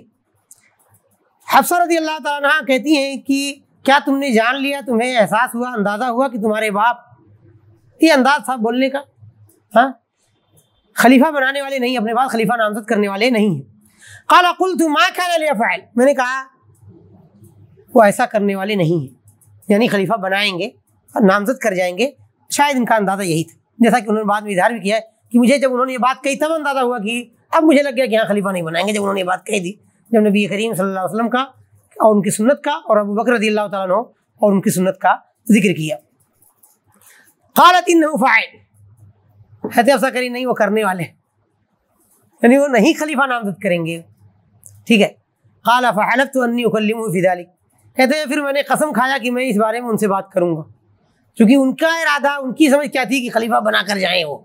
کیونکہ بہت عام ہے مسلمانوں کے لیے. دھیان دیجیے، مسلمانوں کے لیے آپ جانتے ہیں کہ نبی کریم صلی اللہ علیہ وسلم نے سفر میں چند لوگ ہوں تو اس میں بھی اپنا امیر بنائیں، اس کا حکم دیا ہے، اور اس کی یہ تعلیمات نبی کریم صلی اللہ علیہ وسلم کی حدیثوں میں موجود ہیں، تاکہ کسی کی ذمہ داری میں کوئی سارے معاملات طے پائیں. تو کہتی ہیں کہ وہ ایسا کرنے والے ہیں. تو حضرت عبداللہ بن عمر فرماتے ہیں کہ میں نے قسم کھایا کہ میں اس بارے میں ان سے بات کروں گا. فسکت حتی غدوت، کرے میں خاموش رہ گیا یہاں تک کہ صبح کا ٹائم ہوا. ولا مکلمہ، اور میں نے بات نہیں کی ان سے. باپ سے بات کرنا عمر بن خطاب رضی اللہ تعالیٰ عنہ سے آسان نہیں، دارو شخصیت تھے آپ، اور بہرحال معاملہ مسلمانوں کے، سارے مسلمانوں کا تھا، اور ظاہر سی بات ہے کہ جو ہے حضرت عمر بن خطاب رضی اللہ تعالیٰ عنہ اس معاملے کو بے اہتمامی سے لے رہے ہوں، ایسا بالکل نہیں. ظاہر سی بات ہے ان کے ذہن میں بھی یہ باتیں ہوں گی، وہ سوچ رہے ہوں گے کیا کچھ کرنا چاہیے، یہ سب دیکھ رہے ہوں گے، غور کر رہے ہوں گے. تو جو ہے بات کرنا آسان نہیں. قال فكنت كأنما احمل بيميني جبلا، کہ میں ایسے تھا جیسے میں اپنے دائیں ہاتھ میں نے پہاڑ اٹھایا ہوا ہو، یعنی میرے دل میں یہ بات گونج رہی تھی مجھے اس بارے میں ان سے بات کرنی ہی چاہیے۔ حتی رجعت، یہاں تک کہ میں لوٹا، گھر میں باتیں ہو رہی ہیں، جا رہے ہیں پھر آ رہے ہیں، پھر میں لوٹا فدخلت علیہ، پھر اپنے باپ کے پاس حضرت عمر بن الخطاب رضی اللہ تعالیٰ عنہ کے پاس آیا، ان کے پاس داخل ہوا۔ فسألنی عن حال الناس، تو حضرت عمر نے لوگوں کے حال کے بارے میں پوچھا۔ بھائی مسلمانوں کا خلیفہ زخمی ہو چکا ہے، لوگوں کے حساب سے اس کی موت قریب ہے، شاید اب تک والی بات ہے، تو لوگ کیسے ہیں، ان میں کیا کیفیت ہے، اس کو حضرت عمر بن الخطاب رضی اللہ تعالیٰ عنہ نے اپنے بیٹے سے معلوم کیا۔ ان تمام جگہوں پر ہمارے لیے بہت ساری قیمتی باتیں چھپی ہوئی ہیں، جیسا کہ آپ ترجمانی میں اگر سمجھ رہے ہیں تو سمجھ سکتے ہوں گے انشاءاللہ۔ وَأَنَا أُخْبِرُهُ، اور میں ان کو بتا رہا ہوں کہ مسلمان کس طرح سے ہیں، کس غموں جو ہے تکلیف کی کیفیت میں ہیں، کیا کچھ سوچ رہے ہیں، کیا کچھ کہہ رہے ہیں، کیا کچھ اندیشے ہیں، کیا کچھ خطرات ہیں، کیا باتیں ہیں ان کی، کیا جو ہے آپس میں گفتگو کر رہے ہیں۔ میں ان کو یہ سب باتیں بتاتا تھا جو ہے آس پڑوس میں مدینے میں سنتا تھا۔ قال ثم قلت له، پھر میں نے کہا، یعنی اب ہمت کر کے میں اس بات تک آیا جو میں کہنا چاہ رہا تھا۔ میں نے ان سے کہا انی سمعت الناس یقولون مقالۃ فآلیت ان اقولها، کہتے ہیں کہ میں نے ان سے کہا، یعنی اپنے باپ سے، میں نے لوگوں کو ایک بات کہتے ہوئے سنا ہے۔ اپنے باپ سے کہہ رہے ہیں کہ میں نے لوگوں کو آپس میں گفتگو کرتے ایک بات کرتے ہوئے سنا ہے، تو میں نے قسم کھایا کہ میں وہ آپ سے کہوں گا۔ جی ہاں، جھوٹ پر قسمیں نہیں کھاتے تھے، بیکار باتوں پہ قسمیں نہیں کھاتے تھے، ان بڑی بڑی چیزوں پر مسلمان کچھ کہہ رہے ہیں، ان کے یہاں کچھ دوسرا معنی پایا جا رہا ہے، کس انداز کی غم و تکلیف میں ہے، اندیشوں میں ہے، تو قسم کھایا۔ اس سے پہلے بھی یہ بات آ چکی کہ انہوں نے کہا میں نے قسم کھایا، تو اللہ تعالیٰ کی، لیکن قسم کس کی کھایا؟ سر کی۔ تو اللہ جانے کن کن چیزوں کو قسم کھاتے ہیں مسلمان، اللہ ہی معاف کر۔ اور ہمارے دہلی میں بہت زیادہ چیز چلتی ہے، تیرے سر کی قسم، کیونکہ آپ جانتے ہیں کہ یہ جائز کسی حال میں نہیں ہے، شرک ہے، جی ہاں، خطرناک۔ اللہ کے علاوہ اور اللہ کے اسماء و صفات کے علاوہ کسی چیز کی قسم کھائی نہیں جا سکتی، کسی بھی حال میں، یہ جائز نہیں۔ جی ہاں، اور نبی کریم صلی اللہ علیہ وسلم نے فرمایا ہے من حلف بغیر اللہ فقد اشرک، جس نے اللہ کے علاوہ کسی بھی چیز کی قسم کھائی، چاہے وہ کعبہ ہو، چاہے مسجد ہو، چاہے رسول ہو، چاہے فرشتہ ہو، چاہے مخلوقات ہو، کوئی بھی کسی بھی مخلوق کی قسم کھائی تو اس نے شرک کیا۔ زعموا، کہہ رہے ہیں میں نے قسم کھایا تھا کہ میں آپ سے کہوں گا۔ کیا ہے وہ بات؟ زعموا، لوگ کہہ رہے ہیں، لوگوں کا گمان ہے، زعم ہے، انکا غیر مستخلف، کہ آپ اپنے بعد خلیفہ نامزد کرنے والے نہیں ہیں۔ اب دیکھیے، پھر سے یہاں دیکھیے گا، ایک اچھے باپ کے ہاں تربیت، ایک اچھے باپ کے ہاتھوں تربیت پائی ہوئی اولاد ہوتی کیسے ہے اور کہاں تک سوچتی ہے، اپنے باپ کو بھی مسلمانوں کے مسائل میں کس طرح سے کچھ سمجھانے اور بدل دینے کی حد تک کوشش کر جاتی ہے۔ یہاں تو یہ بہرحال عمر رضی اللہ تعالیٰ عنہ اور ان کے بیٹے سے بات بعید نہیں ہے کہ وہ اپنے باپ سے ادب کے ساتھ ڈر ڈر کے جا کر پہنچے اور پھر تمہید قائم کی۔ ہمت ایسے ڈائریکٹ نہیں ہے، ہمارے یہاں کیا ہے، صحابہ کرام اسلاف کے یہاں ایسا نہیں تھا کہ باپ بیٹھا ہوا تو ہمارے یہاں تو بہرحال وہ چیزیں ختم ہوتی جا رہی نہیں۔ جب میرے طلباء کلاس میں کبھی کوئی کرتا ہے، کلاس میں بیٹھے ہیں، میں بیٹھا ہوا انگڑائی لیتا ہے، تو میں کہتا ہوں کہ اپنے والد صاحب کے سامنے ایسا کرتے ہو؟ میرے سامنے کر لیا ٹھیک ہے، معاف کر دوں گا، میں کوئی مسئلہ نہیں، میں یہ بتاؤں گا کہ یہ خلاف ادب ہے، لیکن اپنے باپ کے سامنے نہیں کرنا۔ باپ کھڑا ہی ہے، کرسی تو لگی ہوئی ہیں، اس سے پہلے آپ بیٹھ گئے، یہ سب چیزیں جا رہی دنیا سے ختم ہو چکی، جا رہی نہیں جا چکی جی۔ اور حسن بصری رحمۃ اللہ علیہ سے پوچھا گیا تھا، نام آئے گا ابھی ان کا راویوں میں، یہ تابعین کے بہت بڑے امام ہیں، ان سے پوچھا گیا باپ کی نافرمانی کیا ہے؟ سنیے گا آپ حضرات سبھی اور ہم سبھی کو، مجھے بھی، سب کو ضرورت ہے اس بات کو جاننے اور سننے کی۔ باپ کی نافرمانی کیا ہے؟ تو کہا کہ چادر جھاڑا اور اس کا غبار باپ کے ناک میں چلا گیا تو اللہ تعالیٰ کہ یہ باپ کی نافرمانی لکھی جاتی ہے جو کبیرہ گناہ ہے، بلکہ کبیرہ گناہوں میں بھی بہت بڑے گناہ۔ یعنی چادر جھاڑنا تو وہیں جھاڑ دیا، لے کر باہر نہیں گیا کہ میرے باپ کی ناک میں نہ جائے. جی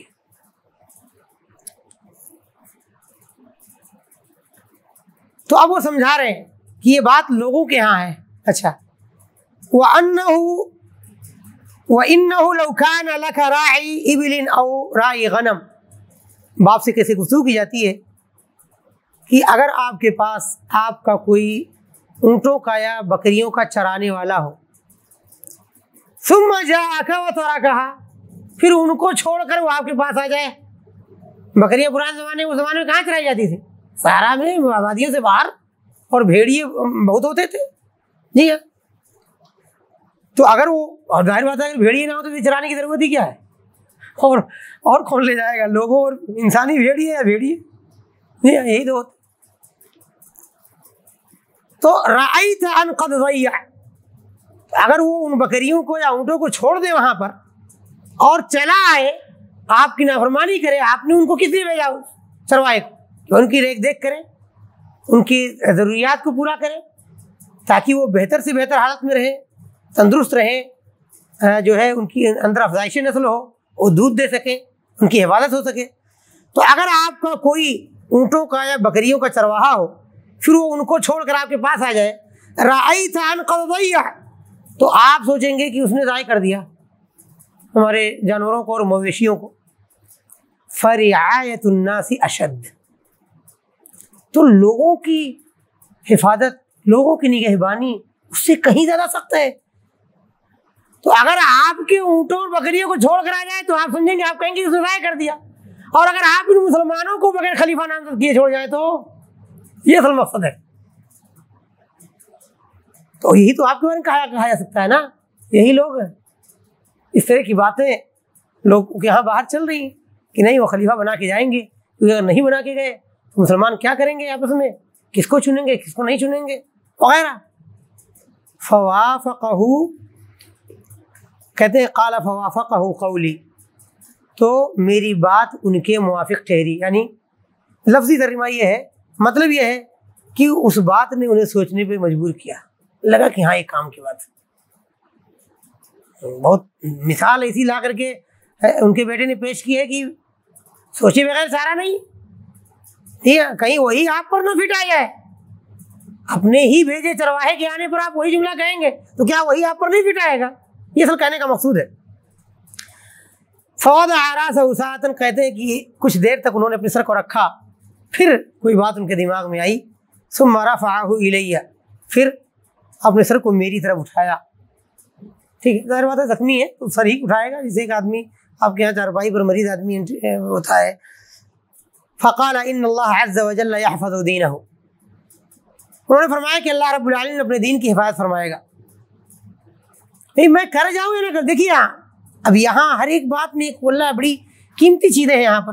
کہتے ہیں عمر بن خطاب رضی اللہ تعالیٰ عنہ نے اپنے خلیفہ بنائے نامزد کیے جانے سے زیادہ اس بات پر دھیان دیا کہ میرے خلیفہ بنائے جانے سے مسلمانوں کی حفاظت نہیں ہوگی، بلکہ ان مسلمانوں، ان کے معاملات، ان کے مسائل کی حفاظت اس خالق ارض و سماوات کے ہاتھ. اور یہ جملہ آنے کے بعد اب بیٹے کو خاموش رہنے کے علاوہ کوئی اشارہ نہیں ہے، کیونکہ اب اس کے جواب کا اس سے بہتر جواب آ چکا ہے. اس کے سوال کا، اس کے اشکال کا شوشہ جو ظاہر کیا تھا، اس سے اس کا بہتر بہت ہی اچھی طرح سے جواب آ چکا ہے. انہوں نے فرمایا اللہ رب العالمین اپنے دین کی حفاظت فرمائے گا. وَإِنِّي لَإِلَّا أَسْتَخْلِفُ، اس کے بعد روایت میں وہی کچھ باتیں ہیں جو اس سے پہلے کی روایت میں گزر چکی ہیں کہ اور اگر میں خلیفہ نامزد کروں فإن رسول اللہ صلی اللہ علیہ وسلم لم يستخلف، تو نبی کریم صلی اللہ علیہ وسلم نے بھی اپنے بعد خلیفہ نامزد نہیں کیا تھا. وإن استخلف، اور اگر میں خلیفہ نامزد کر جاؤں فإن ابا بکر قد استخلف، تو ابو بکر نے خلیفہ نامزد کر دیا تھا. یعنی میرے لیے دونوں سنتیں موجود ہیں، میرے اوپر کوئی ملامت کرنے کا بہت زیادہ موقع نہیں پائے گا کوئی شخص. قال فواللہ ما هو الا ان ذکر رسول اللہ صلی اللہ علیہ وسلم و ابا بکر. دھیان دیجیے گا کہ کہتے ہیں اللہ کی قسم، ان جگہوں پہ قسم کھائی جاتی ہے اس بات کی اہمیت بتانے کے لیے، تاکید کرنے کے لیے. کہتے ہیں اللہ کی قسم، ما ہوا نہیں ہے، مگر یہ کہ جب انہوں نے اللہ کے رسول صلی اللہ علیہ وسلم اور ابو بکر کا ذکر کیا، یعنی جب جیسی ہی انہوں نے دونوں باتیں ذکر کی، ابو بکر کا اور نبی کریم صلی اللہ علیہ وسلم کا ذکر کیا، فعلمت، تو میں نے جان لیا انہ لم یکن لیعدل برسول اللہ صلی اللہ علیہ وسلم احدا، کہ وہ نبی کریم صلی اللہ علیہ وسلم کے برابر کسی کو کرنے والے نہیں، معاملہ اپنے سے بہتر دونوں ہی ہیں، کوئی شک نہیں۔ اور عمر بن خطاب اس بات کا اعتراف کر رہے ہیں کہ اگر میں کچھ بھی کروں تو میرے لیے مجھ سے بہتر سنت اور اس کا طریقہ موجود ہے، مجھے کوئی پریشانی کی چیز نہیں ہے، لیکن جب معاملہ دو میں سے بھی بہتر کہا جائے تو ہاں، تو وہاں ابو بکر کو بھی چھوڑا جائے گا اگر بات نبی کریم صلی اللہ علیہ وسلم کیا جائے۔ یہ ہاں اس روایت سے ہمیں ملتا ہے، اور حضرت عمر کے عمل سے یہ فائدہ ہمیں ملتا ہے کہ جہاں بات ابو بکر کی آ جائے وہاں سارے لوگ ابو بکر کی بات کو اہمیت دیں گے، سارے مسلمان، لیکن معاملہ جب ابو بکر کی بات کا نبی کریم صلی اللہ علیہ وسلم کی بات سے کمپیریزن کہا جائے، مقارنے کہا جائے، تو پھر وہاں کوئی بھی مسلم ہو اسے نبی کریم صلی اللہ علیہ وسلم کی بات کو اعلیٰ رکھنا ہی ایک سچے مسلم کا اور سچے متبع سنت کا شیوا ہے۔ تو کہتے ہیں جیسے ہی انہوں نے نبی کریم صلی اللہ علیہ وسلم اور ابو بکر کا ذکر کیا، میں نے جان لیا کہ اب وہ نبی کریم صلی اللہ علیہ وسلم کے برابر کسی کرنے والے نہیں ہیں، اور یہ جان لیا کہ اب وہ خلیفہ نامزد کرنے والے نہیں ہیں۔ یہ وہ روایت تھی، اور اس کے اندر آپ نے دیکھا گھر کی باتوں میں، تربیت کی چیزوں میں، اگر ہم حقیقت میں اس حدیث کے شروع سے آئیں اور کچھ مسائل، فوائد اگر جاننا چاہیں کہ ہم اس حدیث سے کیا فائدے جو ہے نکال سکتے ہیں، ہم نے ترجمانی کے بیچ میں، کیونکہ سرے سے ترجمہ اگر کریں گے پھر لوٹیں گے، تو میں ایک ترجمانی کرتے ہوئے، شرح کرتے ہوئے میں حدیث کو آگے بڑھا ہوں، اور اکثر جگہوں پر میں نے بیان کیا ہے کہ یہاں کیا فائدے مستنبط ہو سکتے ہیں، لیکن اگر پھر سے ایک بار اگر آپ آئیں تو دیکھ سکتے ہیں کہ کیا چند ایک فوائد ایسے ہیں جو اس میں سے ہم حدیث کے اندر سے ذکر کر لیں گے 1-2 منٹ میں۔ کسی بڑے مسئلے میں، چاہے وہ مسلمانوں کا معاملہ ہو یا گھریلو معاملہ ہو، گھر کے لوگ آپس میں شریعت کے حدود میں رہ کر کے ایک دوسرے سے کسی بات کو سمجھنے کی کوشش کر سکتے ہیں اور گفتگو کر سکتے ہیں، اپنے سے بڑوں کے موجود ہونے کے باوجود، جیسا کہ حفصہ اور ان کے بھائی عبداللہ ابن عمر کے بیچ میں بات ہو رہی ہے، جبکہ حضرت عمر رضی اللہ تعالیٰ عنہ اور دوسرے اجلہ صحابہ کرام موجود ہیں۔ اگر کوئی خیر کی چیز ہو اور اپنے سے بڑا، اپنا والد، اپنے سے بڑا کوئی آدمی ہے جو علم میں، تقوی میں، اللہ تعالیٰ کے دین کی جانکاری میں آگے ہے، تو وہاں پر وہ کیا کچھ کرنے والا ہے، کچھ جگہوں ایسی جگہیں ہو سکتی ہیں جہاں پر آدمی اندازاً ایسی کوئی بات کہہ سکتا ہے جہاں وہ بات غلط نہ ہو، شریعت کے مخالف نہ ہو، وہاں وہ کہہ سکتا ہے کہ شاید وہ ایسا کریں، اندازہ، یعنی اگر کوئی وہی کہے کہ اندازہ کرنا غلط ہے، ہاں بہت ساری جگہوں پر غلط ہے، لیکن یہاں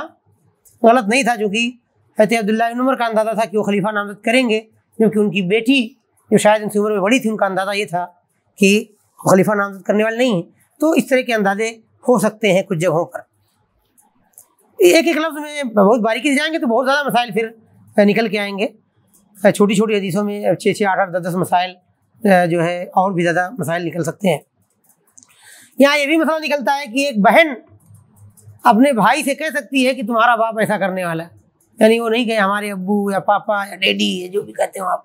ضروری نہیں ہے کہ ایسے ہی کہے، یعنی اگر وہ اپنے ہی باپ کے بارے میں کہے کہ تمہارے باپ، تو یہ بے ادبی شمار نہیں ہوگی، چونکہ وہ آڑے میں کہہ رہی ہے۔ ہمارے یہاں آج کل اپنے سے بڑے 10 گنا بڑے کو اپنا بیوی اور بچہ بنا لیتے ہیں، تب وہ نہیں کہتے، جی ہاں، ہمارے یہاں ماحول چلا ہوا ہے، جی ہاں، تعجب ہے واللہ، یہ کفریت کہ عورتیں اپنے شوہروں کو بیوی کے نام سے، اللہ کہاں سے یہ چیزیں آئی ہیں سمجھ نہیں آتی، جی ہاں۔ تو یہاں دیکھ رہے ہیں آپ، یہ گستاخی نہیں ہے، لیکن وہ گستاخی نہیں، وہ حرام بھی ہو سکتی ہے، جان دیجیے، جی ہاں، کیونکہ حدیث میں کیا ہے، آپ پڑھیں گے قرآن میں بھی یہ زہار کا معاملہ، کہ اگر کوئی آدمی اپنی بیوی کو کہے کہ تو میری ماں کی طرح سے، میری ماں کی پیٹھ کی طرح سے ہے، تو زہار ہو جاتا ہے، حرام ہو جائے۔ اور اگر بیوی اپنے شوہر کو کہنے لگے کہ تو میرا بیبی ہے، بچہ ہے، تو تب کچھ نہیں ہوگا، نہیں، عجیب چیز ہے اور تعجب ہے۔ اس وقت دنیا میں شیطان اور اس کی لشکر نے کیا ہی یہی ہے کہ وہ محبت کا مطلب کیا سمجھتے ہیں کہ آپ دوسرے کے حدود میں داخل ہو جائیں، دوسرے کی لمٹ میں، نہیں اپنی لمٹ میں رہیے، اس کے ساتھ پیار کیجیے، کہ ممکن نہیں. کوئی ضروری ہے کہ آپ اس کو اپنے سے کم تر درجے میں اتار دیں، اپنے سے چھوٹا بنا لیں تبھی پیار ہوتا ہے، یا اس کے لمٹ میں اس کے دائرے میں چلے جائیں تب وہ تو آپ اپنے دائرے سے آپ کے دائرے میں آ جائے تبھی پیار ہوگا یا اس کا احترام ہوگا. ایسا کچھ نہیں ہے. جی. پھر اللہ تعالیٰ کی قسم کھانے کی بات یہاں پر آئی ہے کہ قسم کھائی جا سکتی ہے ایسی بات پر جو آپ کے عزم و ارادے میں ہو، کیونکہ ان کا ارادہ تھا کہ ان سے بات کریں گے. ٹھیک ہے. پھر اپنے باپ کے ادب و احترام والی چیز، کس انداز میں اپنے باپ سے گفتگو کی جائے اور کس طرح گفتگو کرتے وقت اپنی بات کو معقول اور درست معقولیت پر مبنی بتانے کے لیے اگر اپنے باپ سے گفتگو کر رہے ہیں تو اس کی دلیل بھی دے سکتے ہیں، اس میں کوئی خلاف ادب چیز نہیں جب آپ دائرے میں رہ رہے ہوں. اور یہ حضرت عمر بن خطاب رضی اللہ تعالیٰ عنہ ان کے بیٹے کے ہی حقیقت میں مقام کے مطابق ہے کہ بیٹا بھی بیٹی بھی انہی مسائل میں سوچ رہے ہیں جو باہر مسلمان سوچ رہے ہیں، اور اپنے باپ سے، اپنے زمانے کے خلیفہ سے، جب تک عمر زندہ ہے اس دنیا پر تمام چلنے والے جاندار چیزوں میں، چاہے وہ انسان ہو چاہے دوسروں میں تو خیر بدرجے والا، انسانوں جنات میں، تمام میں سب سے بہتر، افضل، اتقا، انقا، ازکا، سب سے اعلیٰ ترین شخصیت اللہ کی کیا نام ہے نزدیک اللہ کے میزان میں حضرت عمر بن خطاب رضی اللہ تعالیٰ عنہ کی تھی. اس کے باوجود آپ گھر میں اپنے باپ کی حیثیت ہونے کے باوجود بھی اگر دین کے یا مسلمانوں کے مسائل سے متعلق کوئی چیز ہو تو اس بارے میں اپنے دائرے میں رہ کر کے معقول انداز میں گفتگو کر سکتے ہیں. یہ یہاں پر اس بات کا پتہ چلتا ہے. اسی طرح سے بیٹا اپنے باپ اپنے گھر کے بہت سارے مسائل میں اپنے بیٹے سے پوچھ سکتا ہے. کوئی یہ پیچھے پڑنا، ٹوہ میں پڑنا اور جاسوسی کرنا نہیں کہا جائے گا کہ بھائی گھر میں باپ کی طبیعت خراب ہے، گھر کے مسائل کیسے ہیں، فلاں پڑھنے گیا، فلاں معاملہ کیسے ہے، کیا چیزیں ہیں، گھر کی خبر گیری کرنا یہ اس کی ذمہ داری ہے. اور عمر بن خطاب رضی اللہ تعالیٰ عنہ کا یہ واقعہ بتاتا ہے کہ وہی عمر جس نے ابھی کچھ قبل یہ بات اس سے پہلے کہ حدیث میں ہم نے پڑھا ہے کہ فرمایا کہ مجھے امید ہے کہ مجھے ثواب نہ ملے لیکن گناہ نہ ملے، وہ عمر اس کے باوجود لوگوں کی خبر گیری اور لوگوں کی حالت اپنے بیٹے سے، جب وہ مسلمانوں میں جانے کے لائق نہیں رہا، ان کی خبر گیری کے لیے ان کے درمیان پہنچ نہیں سکتا ہے، تو حضرت عمر بن خطاب رضی اللہ تعالیٰ عنہ نے اس وقت میں اپنے بیٹے کے ذریعے ان کے حال چال کو پوچھنا ضروری سمجھا اور اس سے وہ غافل نہیں ہوئے. اور پھر بیٹے نے جو چیزیں دیکھی ان کو جو ہے بتایا.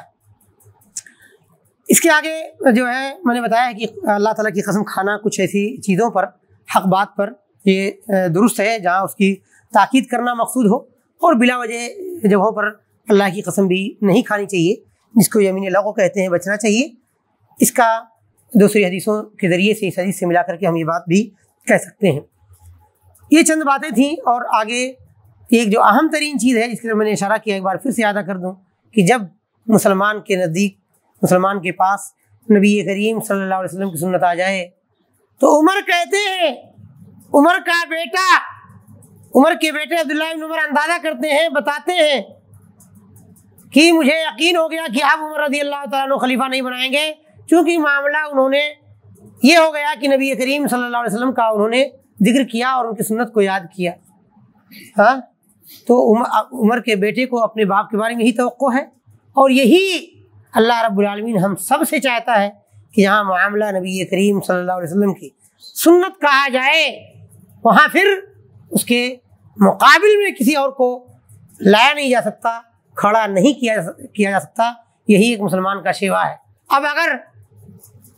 نبی کریم صلی اللہ علیہ وسلم کی بات کے مقابلے میں، سنت کے مقابلے میں ابو بکر کی بات کو، ابو بکر کی سنت کو، ان کی روایت کو، ان کے طریقے کو، ان کے انداز کو، ان کے اسلوب کو، ان کے اسٹائل کو نہیں رکھا جا سکتا، تو پھر نبی کریم صلی اللہ علیہ وسلم کی بات کے سامنے ان کے آج 80 سال 100 سال بعد آنے والے ائمہ کرام فقہا اپنے اپنے اماموں کی باتیں، اپنے اپنے بزرگوں کی باتیں، شخصیتوں کی باتیں کس طرح سے کوئی اوقات اور حیثیت رکھ سکتی ہیں، جب عمر کے سامنے نبی کا ذکر آنے کے بعد انہوں نے نبی کریم صلی اللہ علیہ وسلم کی سنت کو اپنایا اور ابو بکر کی سنت کو یہاں پر کمپیریزن کے وقت میں اس کو چھوڑا اور اسی پر عمل کیا۔ آپ جانتے ہیں، صرف ایک جملے میں انشاءاللہ آگے بات آئے گی کہ حضرت عمر بن خطاب رضی اللہ تعالیٰ عنہ نے اسی لیے بیچ کا راستہ اپنایا تھا، اس میں کوئی شک نہیں کہ انہوں نے نامزد نہیں کیا، لہذا وہ نبی کریم صلی اللہ علیہ وسلم کی سنت کے قریب رہے، لیکن مسلمانوں کی خلافت یا ان کے بعد خلیفہ بنائے جانے والے معاملے کو اہم ترین سمجھتے ہوئے ان لوگوں کی باہر کی باتیں، اپنے گھر میں اپنے بیٹے بیٹی کی باتیں، ان تمام کو سامنے رکھتے ہوئے انہوں نے بیچ کا ایک راستہ ایسا اپنایا کہ 6 لوگوں کو نامزد کر دیا کہ یہ باہم مشورہ کر کے آپس میں کسی کو خلیفہ چنیں گے۔ ٹھیک ہے، یہ بات انشاءاللہ اگلے درس میں آئے گی، چونکہ شاید ہمارے بھائی کو جانا ہے اور کچھ لیٹ بھی ہوا۔ کتنے 8 بجے جانا تھا؟ ابھی وقت ہے؟ اچھا، آپ نے کتنا بجے بھی ہے؟ 7 بجے۔ آپ کتنے بجے کہہ رہے تھے؟ اوہ، میں کافی دیر سے گھڑی دیکھ رہا ہوں، مجھے اندازہ یہ ہو رہا کہ تو اس کا مطلب آگے بڑھتے ہیں انشاءاللہ۔ ہاں طيب، تو پھر کوئی حرج نہیں ہے کہ اس بات کو ہم یہیں پر ذکر کر لیں کہ حضرت عمر بن خطاب رضی اللہ تعالیٰ عنہ نے کیا طریقہ اپنایا تھا۔ حضرت عمر بن خطاب رضی اللہ تعالیٰ عنہ نے 6 لوگوں کا نام جو ہے اپنے بعد اپنی زندگی ہی میں، چونکہ دیکھیے اس سے پہلے آپ کو یہ بات بتائی گئی کہ حضرت نبی کریم صلی اللہ علیہ وسلم نے اپنے بعد کسی کو نامزد صاف لفظوں میں نہیں کیا، اور ابو بکر نے اپنی زندگی میں اپنے انتقال سے پہلے کہہ دیا تھا کہ میرے بعد خلیفہ عمر ہوں گے، یعنی اور یہاں بھی پتہ چلتا ہے اس حدیث میں کہ ابو بکر نے نامزد کیا تھا، لہذا اگر کوئی خلیفہ اپنے بعد کسی خلیفہ کو نامزد کر جائے تو مسلمانوں پر واجب ہے کہ جس طرح سے وہ اپنے اس مسلم خلیفہ کی اطاعت کرتا رہا ہے، مسلمان جو اپنے اس مسلم خلیفہ کی اطاعت کرتے رہے اس سے پہلے، یہاں پر بھی واجب ہے کہ اس کے اپنے بعد کے نامزد کیے جانے والے خلیفہ سے متعلق بھی اس کی اطاعت کریں، چونکہ یہ جائز چیز ہے۔ بھائی خلفاء سے متعلق، مسلمانوں کے حکام سے متعلق اور ان کی بات کو ماننا، ان کی اطاعت وغیرہ، اسی کو اصل میں ظاہر کرنے ہی کے لیے صحیح مسلم کی اس کتاب کو اپنایا گیا ہے۔ تو یہ باتیں انشاءاللہ حدیثیں بہت تفصیل سے آگے آنے والی ہیں کہ نبی کریم صلی اللہ علیہ وسلم نے کس طرح سے کہا کہ اگر ایک افریقی کان کٹا نہ کٹا غلام بھی تمہارے اوپر، وہ بھی طاقت کے ذریعے لاٹھی کے بل پہ مار کاٹ کے خلیفہ بن جائے تو اس کی بھی اطاعت کرنا۔ یہ آگے روایتیں آنے والی ہیں، ٹھیک ہے۔ لیکن حضرت عمر بن خطاب رضی اللہ تعالیٰ عنہ کا معاملہ نہیں تھا، وہ پورے مسلمانوں کی مجمع علیہ متفق علیہ خلیفہ تھے، اگر وہ نامزد کر جائیں تو جیسے ابو بکر کے بعد سارے مسلمانوں نے ابو بکر کی بات کو مانا اور ان کے خلیفہ نامزد کیے جانے کو تسلیم کیا، اسی طرح سے اگر عمر خلیفہ نامزد کر جاتے تو بھی مسلمانوں پر واجب ہوتا کہ وہ اس کو تسلیم کرے۔ ہاں، اب اگر انہی ابو بکر و عمر کے راستے پر چلنے والے معاویہ رضی اللہ تعالیٰ عنہ خلیفہ نامزد کر جائیں تو دنیا کا حق ہے کہ آج تک اس خلیفہ کو گالی دیں، ایسا نہیں؟ کیا سمجھ میں آتا ہے جی؟ تو یہ دونوں ہی طریقے علماء کرام کے یہاں درست ہے کہ اگر خلیفہ کوئی اپنے بعد نامزد کر جاتا ہے تو اس کی اطاعت کی جانی ضروری ہے۔ یہ معاملہ انشاءاللہ آگے آئے گا، اس مسئلے کو انشاءاللہ تعالی ہم تفصیل سے لیں گے، حضرت معاویہ رضی اللہ تعالیٰ عنہ کا اپنے بعد خلیفہ کو نامزد کر دینا اور اس سے متعلق کچھ چیزیں۔ لیکن یہاں پر یہ بتانا مقصود ہے کہ حضرت عمر بن خطاب رضی اللہ تعالیٰ عنہ نے، چونکہ میرے خیال میں اس کے بعد جو حدیث آ رہی ہے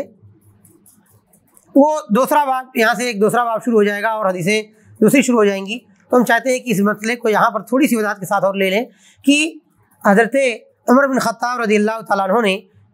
کیا طریقہ اپنایا تھا۔ حضرت عمر بن خطاب رضی اللہ تعالیٰ عنہ نے اپنے بعد 6 نام لوگوں کو دے دیے تھے کہ ان میں سے خلیفہ مقرر کر لینا، جن میں حضرت عثمان رضی اللہ تعالیٰ عنہ، حضرت علی رضی اللہ تعالیٰ عنہ، حضرت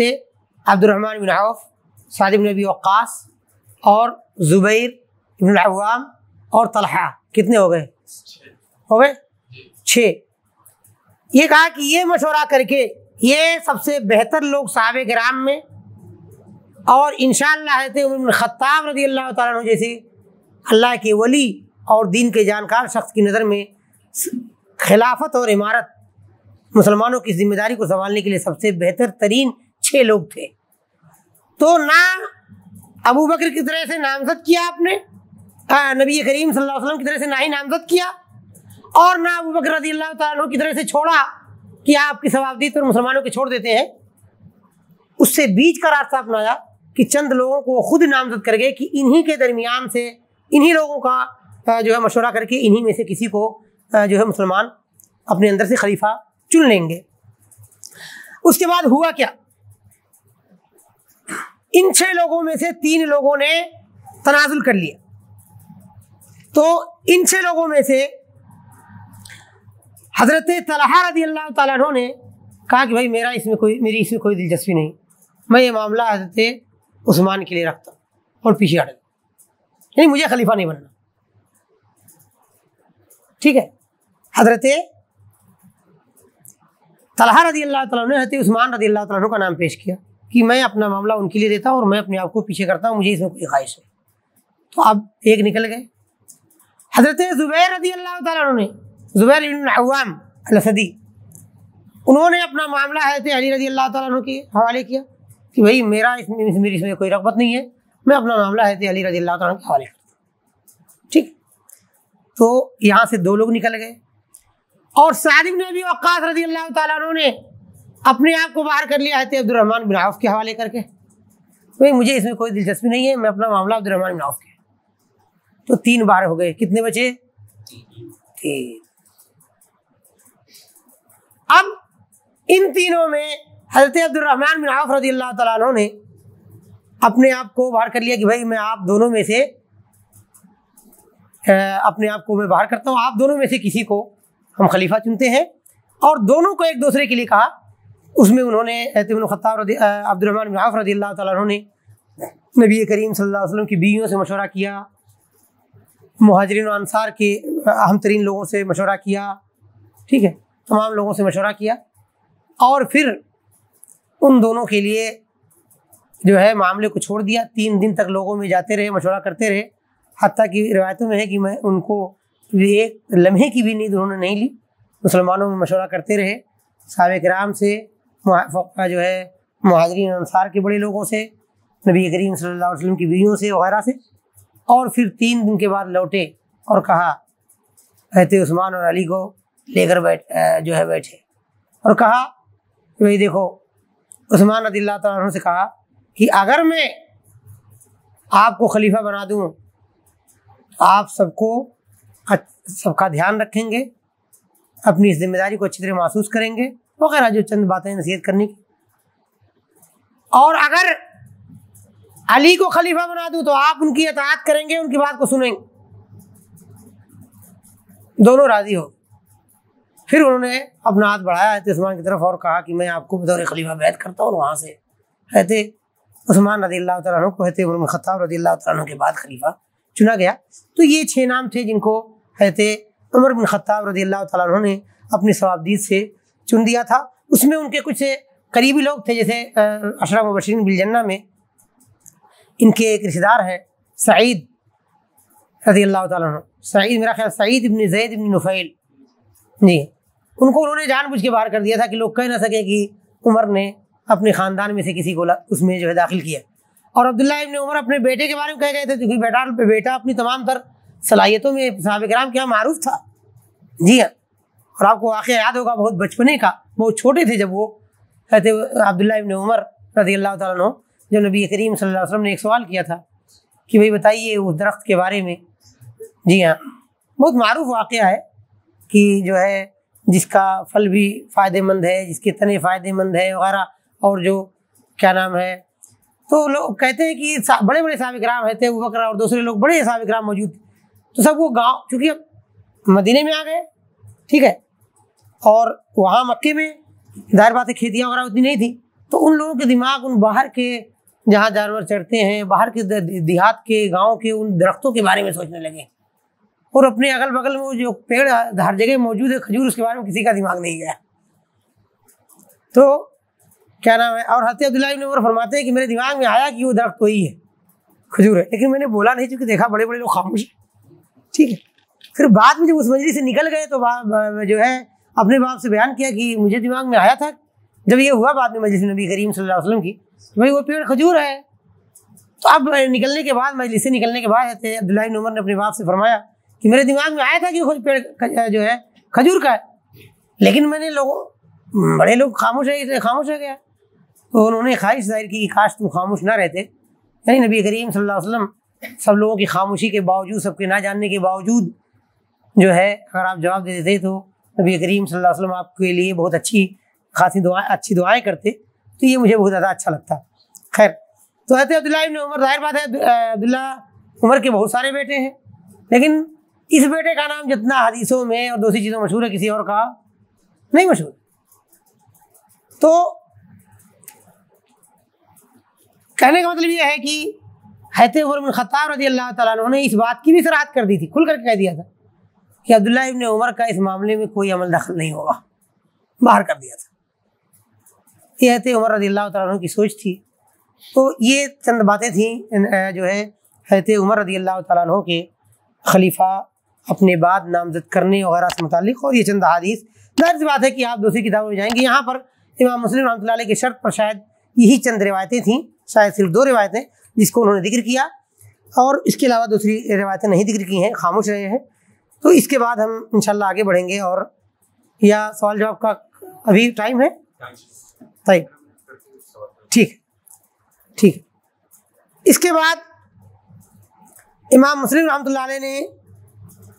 جو حدیثیں ذکر کی ہیں ان پر باب قائم کیا ہے امام نووی رحمۃ اللہ علیہ نے، باب النہی عن طلب الامارۃ والحرص علیہا، یعنی جو ابواب جو حدیثیں آنے والی ہیں ان میں امارت یا ذمہ داری کے طلب کرنے سے نبی کریم صلی اللہ علیہ وسلم نے روکا ہے۔ جی، تو کہتے ہیں کہ امارت اور ذمہ داری یعنی خلافت، بڑا منصب، پوری حکومت کا بڑا منصب طلب کرنے سے روکنے کا بیان، اور اس میں حرص و لالچ کرنے سے روکنے کا بیان، نہیں حرص و لالچ بھی نہیں ہونی چاہیے، رغبت نہیں ہونی چاہیے۔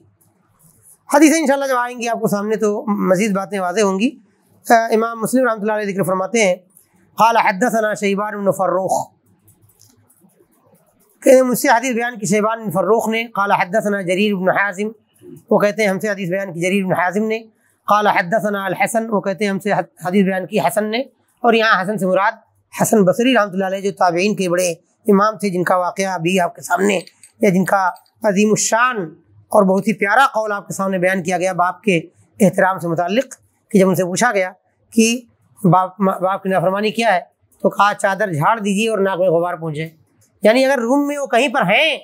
آپ کو کوئی چیز جھاڑنی ہے تو دور لے کے جائیے، اتنے دور جہاں سے پلٹ کے غبار باپ کے ناک میں نہ آئے۔ تصور کیجیے گا اور کوشش کیجیے گا، اللہ کرے مجھے توفیق دے اللہ تعالیٰ اور آپ کو بھی، کہ ہم اگر ہمارے والدین یا ان دونوں میں سے کوئی ایک زندہ ہے، اور دھیان دیجیے گا اگر باپ کے لیے ہے تو ماں کے لیے کچھ بھی نہیں، ہاں، اس لیے کہ زیادہ پیار کرتی، اس کا حق 3 گنا زیادہ ہے، اس کا حق 3 گنا زیادہ ہے۔ جی، تو یہ تمام جگہوں پر اس کا خیال ہونا چاہیے، اور حقیقت میں ہم لوگوں کے گھروں میں بہت زیادہ خامیاں، خاص طور سے ہندوستان کے یہاں کے ثقافت سے بات ہی مت کیجیے، عربوں کے یہاں ہے، حقیقت عربوں کے یہاں ہم نے چیزیں دیکھی ہیں۔ ہمارے ایک استاد بہت پیارا واقعہ آیا، میں بتا دوں آپ کو، اللہ سوچنے غور کرنے کی چیز، سامنے کا واقعہ کوئی پرانے زمانے کی بات نہیں، سعودی عرب کی بات ہے، کہ گاؤں دیہات میں رہتے تھے، کہا باپ جو ہے، ظاہر بات ہے وہ ان کے ہاں جو کپڑا، جسے ہم لنگی پہنے ہوئی ہوں، جیسے انہوں نے جبہ پہن رکھا ہے، جبہ جانتے ہیں جو آپ پورا اوپر سے نیچے ہوتا ہے، کہا کہ باپ جو ہے نکلا استنجا کرنے کے لیے، اور بیٹے نے ایک ہاتھ سے اوپر دھوپ سے بچانے کے لیے چھتری لگا رکھی، اور باپ پیشاب کرنے کے لیے بیٹھتا ہے تو اس کی خصیتیں اگر آپ سمجھ سکتے ہیں، میں نہیں جانتا اسے اردو میں کیسے کہا جا سکتا ہے، ٹھیک، انسان کے پیشاب کرنے کی جگہ کے نیچے جو چیز ہوتی ہے، اب وہ بیٹھنے پہ نیچے چونکہ کپڑا اٹھایا ہوا اس نے، تو وہ نیچے ریت ہے جو وہ گرم ہے، تو ایک طرف اس نے کیا نام چھتری لگا رکھی ہے ٹھنڈا تاکہ دھوپ نہ لگے، اور نیچے سے اس کو ہاتھ کر کے روک رہا تاکہ وہ ریت پہ کپڑے کے ساتھ لگے گا تو بھی جل جائے گا، اور کپڑے کے بغیر لگتا ہے تو بھی، تو ہاتھ نیچے لگایا ہوا ہے بچے نے۔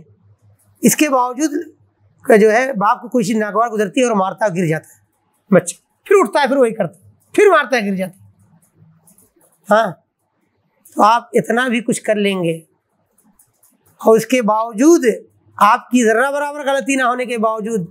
بھی اگر باپ کے مارنے پر آپ کے ماتھے پہ شکن آئے گا یا دل میں احساس ہوگا تو شاید آپ کے لیے نافرمانی لکھی جائے گی، دھیان دیجیے گا۔ جی واقعہ سمجھ میں آیا؟ یہ آدمی سنجا کر رہا ہے نیچے، تو انسان کا وہ حصہ ریت میں لگے گا تو جلد اٹھے گا، خود اٹھے گا، سنجا کیسے کرے گا؟ تو ایک طرف سے تو وہ چھتری اوپر اٹھائی ہوئی ہے اور نیچے ہاتھ بھی لگا رہا ہے تاکہ نیچے پڑنے نہ پائے، اس کے باوجود کوئی کمی ہو جا رہی ہے، چھتری ادھر ہو جا رہی ہے، کوئی چیز احساس رہا باپ کو، وہ مار دے رہا ہے باپ بیٹے کو، بیٹا نیچے پیچھے گر جا رہا ہے، سینے میں لگے گا، کہیں چوٹ بھی لگ سکتی ہے، وہ تیز نہیں بھی لگ سکتی ہے، لیکن ماتھے پہ شکن نہیں۔ جی ہمارے یہاں بہت دیکھا ہم نے، ہاں، اور محبت کا احساس اسی وقت ہوتا ہے، دھیان دیجیے گا۔ جی ہاں، ورنہ آپ کے باپ کو کوئی گالی دے کر جائے آپ برداشت نہیں کریں گے، دنیا کا کم سے کم تر آدمی بھی وہ برداشت نہیں کرتا ہے۔ جی ہاں، وہاں سب شیر رہتے ہیں اور سب کو غیرت کا احساس ہوتا ہے، سب کہتے ہیں یہ برداشت نہیں کر سکتے، لیکن معاف کیجیے محبت کا احساس وہاں نہیں ہوتا، یا محبت کا اصل امتحان وہاں نہیں، یا محبت اصل وہاں ظاہر نہیں ہوتی ہے۔ جی ہاں،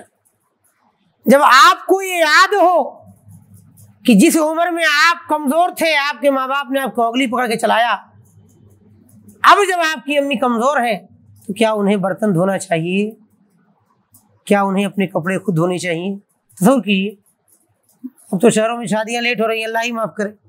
20-25 سال سے اوپر تک شاید آپ کی امی آپ کا کھانا بناتی ہیں، آپ کا پریس کرتی ہیں، بہت کچھ کرتی ہیں نا۔ جی، اور آپ امی کھانا کھا رہے ہیں، اللہ ایک نیک بچہ کبھی ایسا نہیں ہو سکتا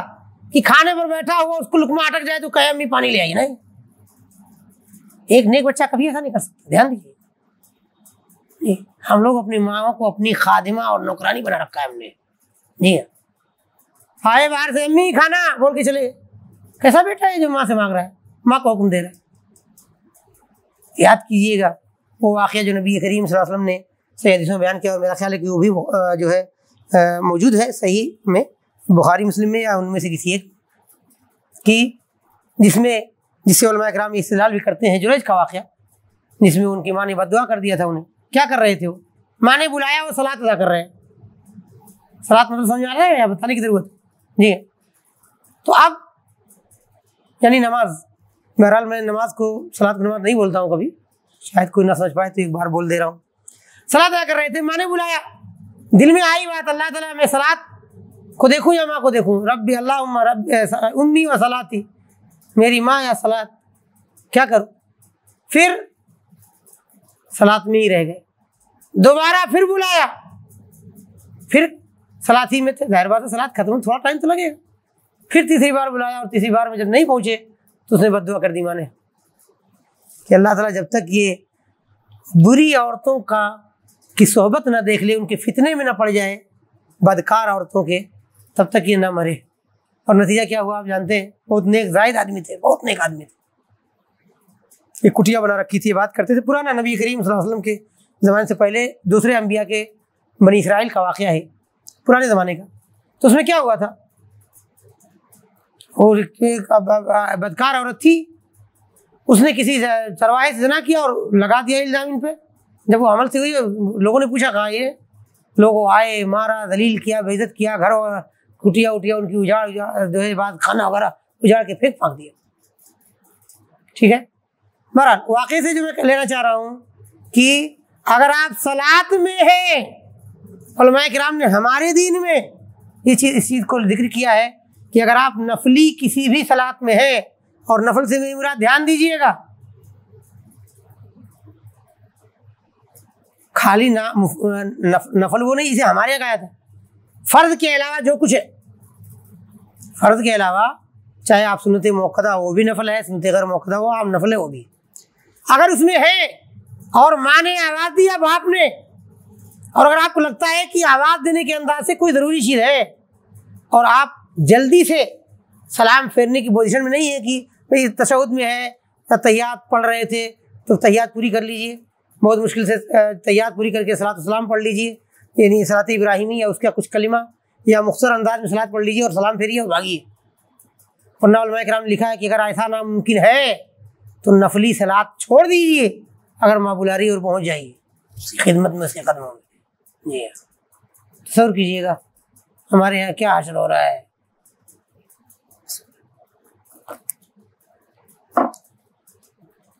خیر،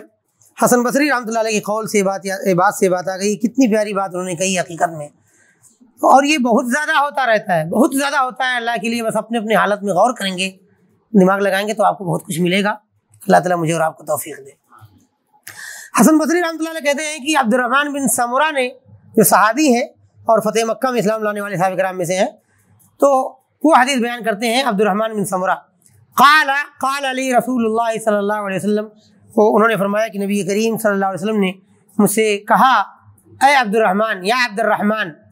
لا تسأل الامارہ، امارت اور خلافت، ذمہ داری طلب مت کرو، خود سے مت مانگو، ہاں، لا تسأل الامارہ، ذمہ داری کا سوال مت کرو، فإنك إن أعطيتها عن مسألة أكلت إليها، اس لیے کہ اگر تمہیں یہ چیز مانگنے پر دی گئی، طلب کرنے پر دی گئی، چاہنے پر دی گئی، خواہش ظاہر کرنے پر دی گئی، اکلت الیہا، تو تمہیں اسی ذمہ داری کے حوالے کر دیا جائے گا، اسی کے سپرد کر دیا جائے گا، یعنی اللہ رب العالمین کی مدد شامل حال شاید نہ ہوگی۔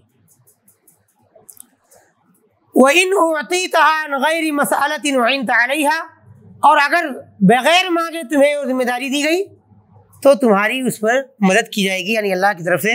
اس ذمہ داری کو نبھانے میں تمہاری مدد کی جائے گی، مدد ہوگی، اللہ کی طرف سے اعانت اور نصرت اور حمایت، توفیق وغیرہ آپ کو نصیب ہوگی، تو آپ ذمہ داری کو طلب نہ کریں۔ یہاں سے بہت سارے حالات میں، اس حدیث سے جو ہے پتہ چلتا ہے، بہت سارے حالات میں ذمہ داری کا طلب کرنا حرام اور غلط ہو سکتا ہے، اور اگر حرام اور غلط نہیں ہے کچھ حالات میں، یعنی آدمی سمجھتا ہے کہ اس سے بہتر کوئی اور اس ذمہ داری کو نبھانے والا نہیں ہے، اور وہ واقعتاً اس کو اس بات پر قوی امید ہے کہ وہ اللہ تعالیٰ کی حدود کو پامال نہیں ہونے دے گا، اپنی ذمہ داریوں کو اچھے انداز میں نبھا سکے گا، اور تمام تر خیانتوں سے، کمیوں سے، کوتاہیوں سے، ظلم و ستم سے، بددھیانی سے، بدخیالی سے، بے اہتمامی سے بچا رہ جائے گا۔ تو علماء کرام نے کہا ہے کہ کچھ مواقع پر جا کر یہ بات جائز ہو جاتی ہے، کچھ حالات میں، کہ وہ ذمہ داری کو خود مانگے اور سوال کرے کہ مجھے یہ ذمہ داری دی جائے۔ اور اس بارے میں بہترین واقعہ ہے یوسف علیہ السلام کا ہے کہ جب انہوں نے فرمایا تھا، جیسا کہ قرآن کریم اللہ رب العالمین نے فرمایا کہ جب وہ جیل سے نکل گئے اور وہاں کے بادشاہ نے مصر کے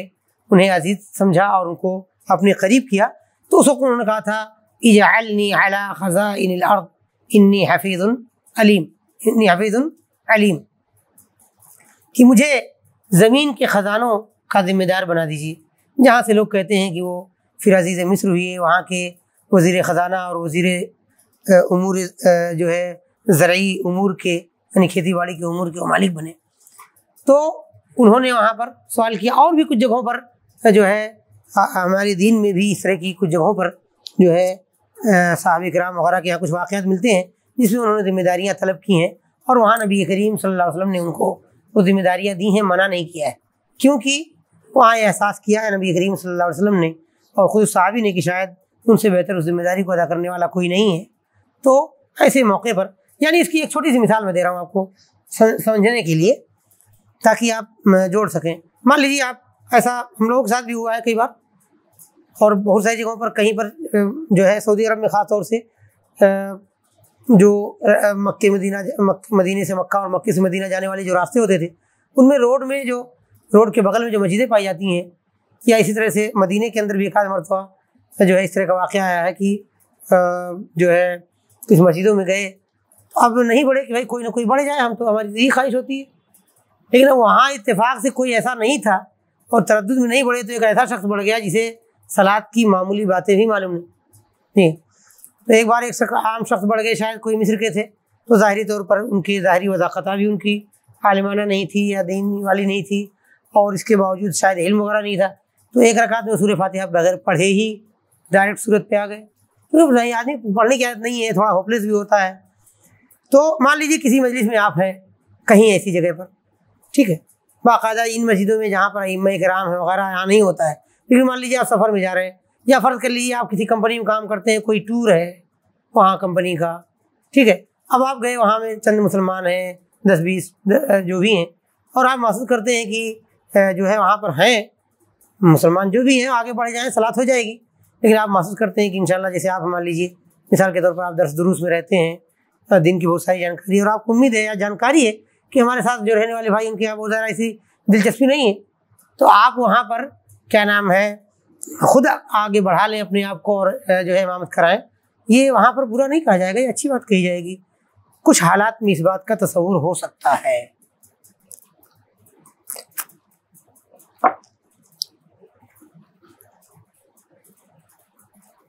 طيب، اس حدیث سے کچھ مسائل مستنبط کر کے ہم اپنی بات کو اسی پر انشاءاللہ روک دیں گے درس کو، اور انشاءاللہ سوال جواب کا جو ہے شروع کریں گے انشاءاللہ۔ یہاں پر نبی کریم صلی اللہ علیہ وسلم نے فرمایا ہے عبدالرحمن سے کہ لا تسأل الامارہ، ذمہ داری کو قبول نہ کرو، اور بتایا گیا علماء کرام کے ہاں یہ نہیں کا صیغہ ہے، اور نہیں کا صیغہ جب قرآن و حدیث میں نبی کریم صلی اللہ علیہ وسلم کے الفاظ میں یا قرآن میں اللہ رب العالمین کے الفاظ میں اگر نہیں کا لفظ آیا ہے تو اس سے عام طور سے علماء اگر نہیں کا یعنی روکنے کا صیغہ ہے تو اسے حرام پر محمول کرتے ہیں، یعنی وہ چیز حرام ہوگی جسے روکا جا رہا ہے اور کہا جا رہا ہے کہ ایسا مت کریں۔ تو یہاں پر عمارت، اور عمارت جانتے ہیں عام طور سے ذمہ داری کا ایک معنی ہے، اب وہ کچھ لوگوں پر بھی ہو سکتی ہے، پوری حکومت پوری ملک پر ہوگی تو بڑی عمارت کی بات ہو جائے گی، تو گویا کہ عام حالات میں یہ طلب کرنا حرام ہے، ایسا نہیں ہونا چاہیے۔ اور بتایا بھی نبی کریم صلی اللہ علیہ وسلم نے کیوں، کیونکہ اگر آدمی اس کو سوال کرتا ہے مانگتا ہے تو پھر اسی کے حوالے کر دیتا ہے، ایسا کیوں ہے؟ کیا سمجھ میں آتا ہے آپ کو؟ گویا کہ جو خود سوال کر رہا ہے چاہ رہا ہے کہ مجھے ذمہ داری مل جائے، تو اس بات کا خطرہ بہت زیادہ ہو سکتا ہے، اندیشے ہو سکتے ہیں، یا کہہ لیجیے چانسز ہو سکتے ہیں اس بات کے کہ اس کی رغبت ہے اس عہدے میں، اس بڑی، کیونکہ یہ ظاہر بات ہے انسان کی بہت بڑی کمزوری ہے، جان دیجیے آسان نہیں ہے یہ چھوٹی سی چھوٹی چیزوں میں جو انسان، چونکہ یہاں شیطان بہت، یہ انسان کا دل اس طرف ایسا مائل ہوتا ہے اور شیطان اپنی پوری طاقت یہاں پر لگاتا ہے۔ تو یہاں پر اشارہ کیا گیا نبی کریم صلی اللہ علیہ وسلم کی حدیث میں کہ گویا مانگنا اس بات کی یعنی دلیل ہے،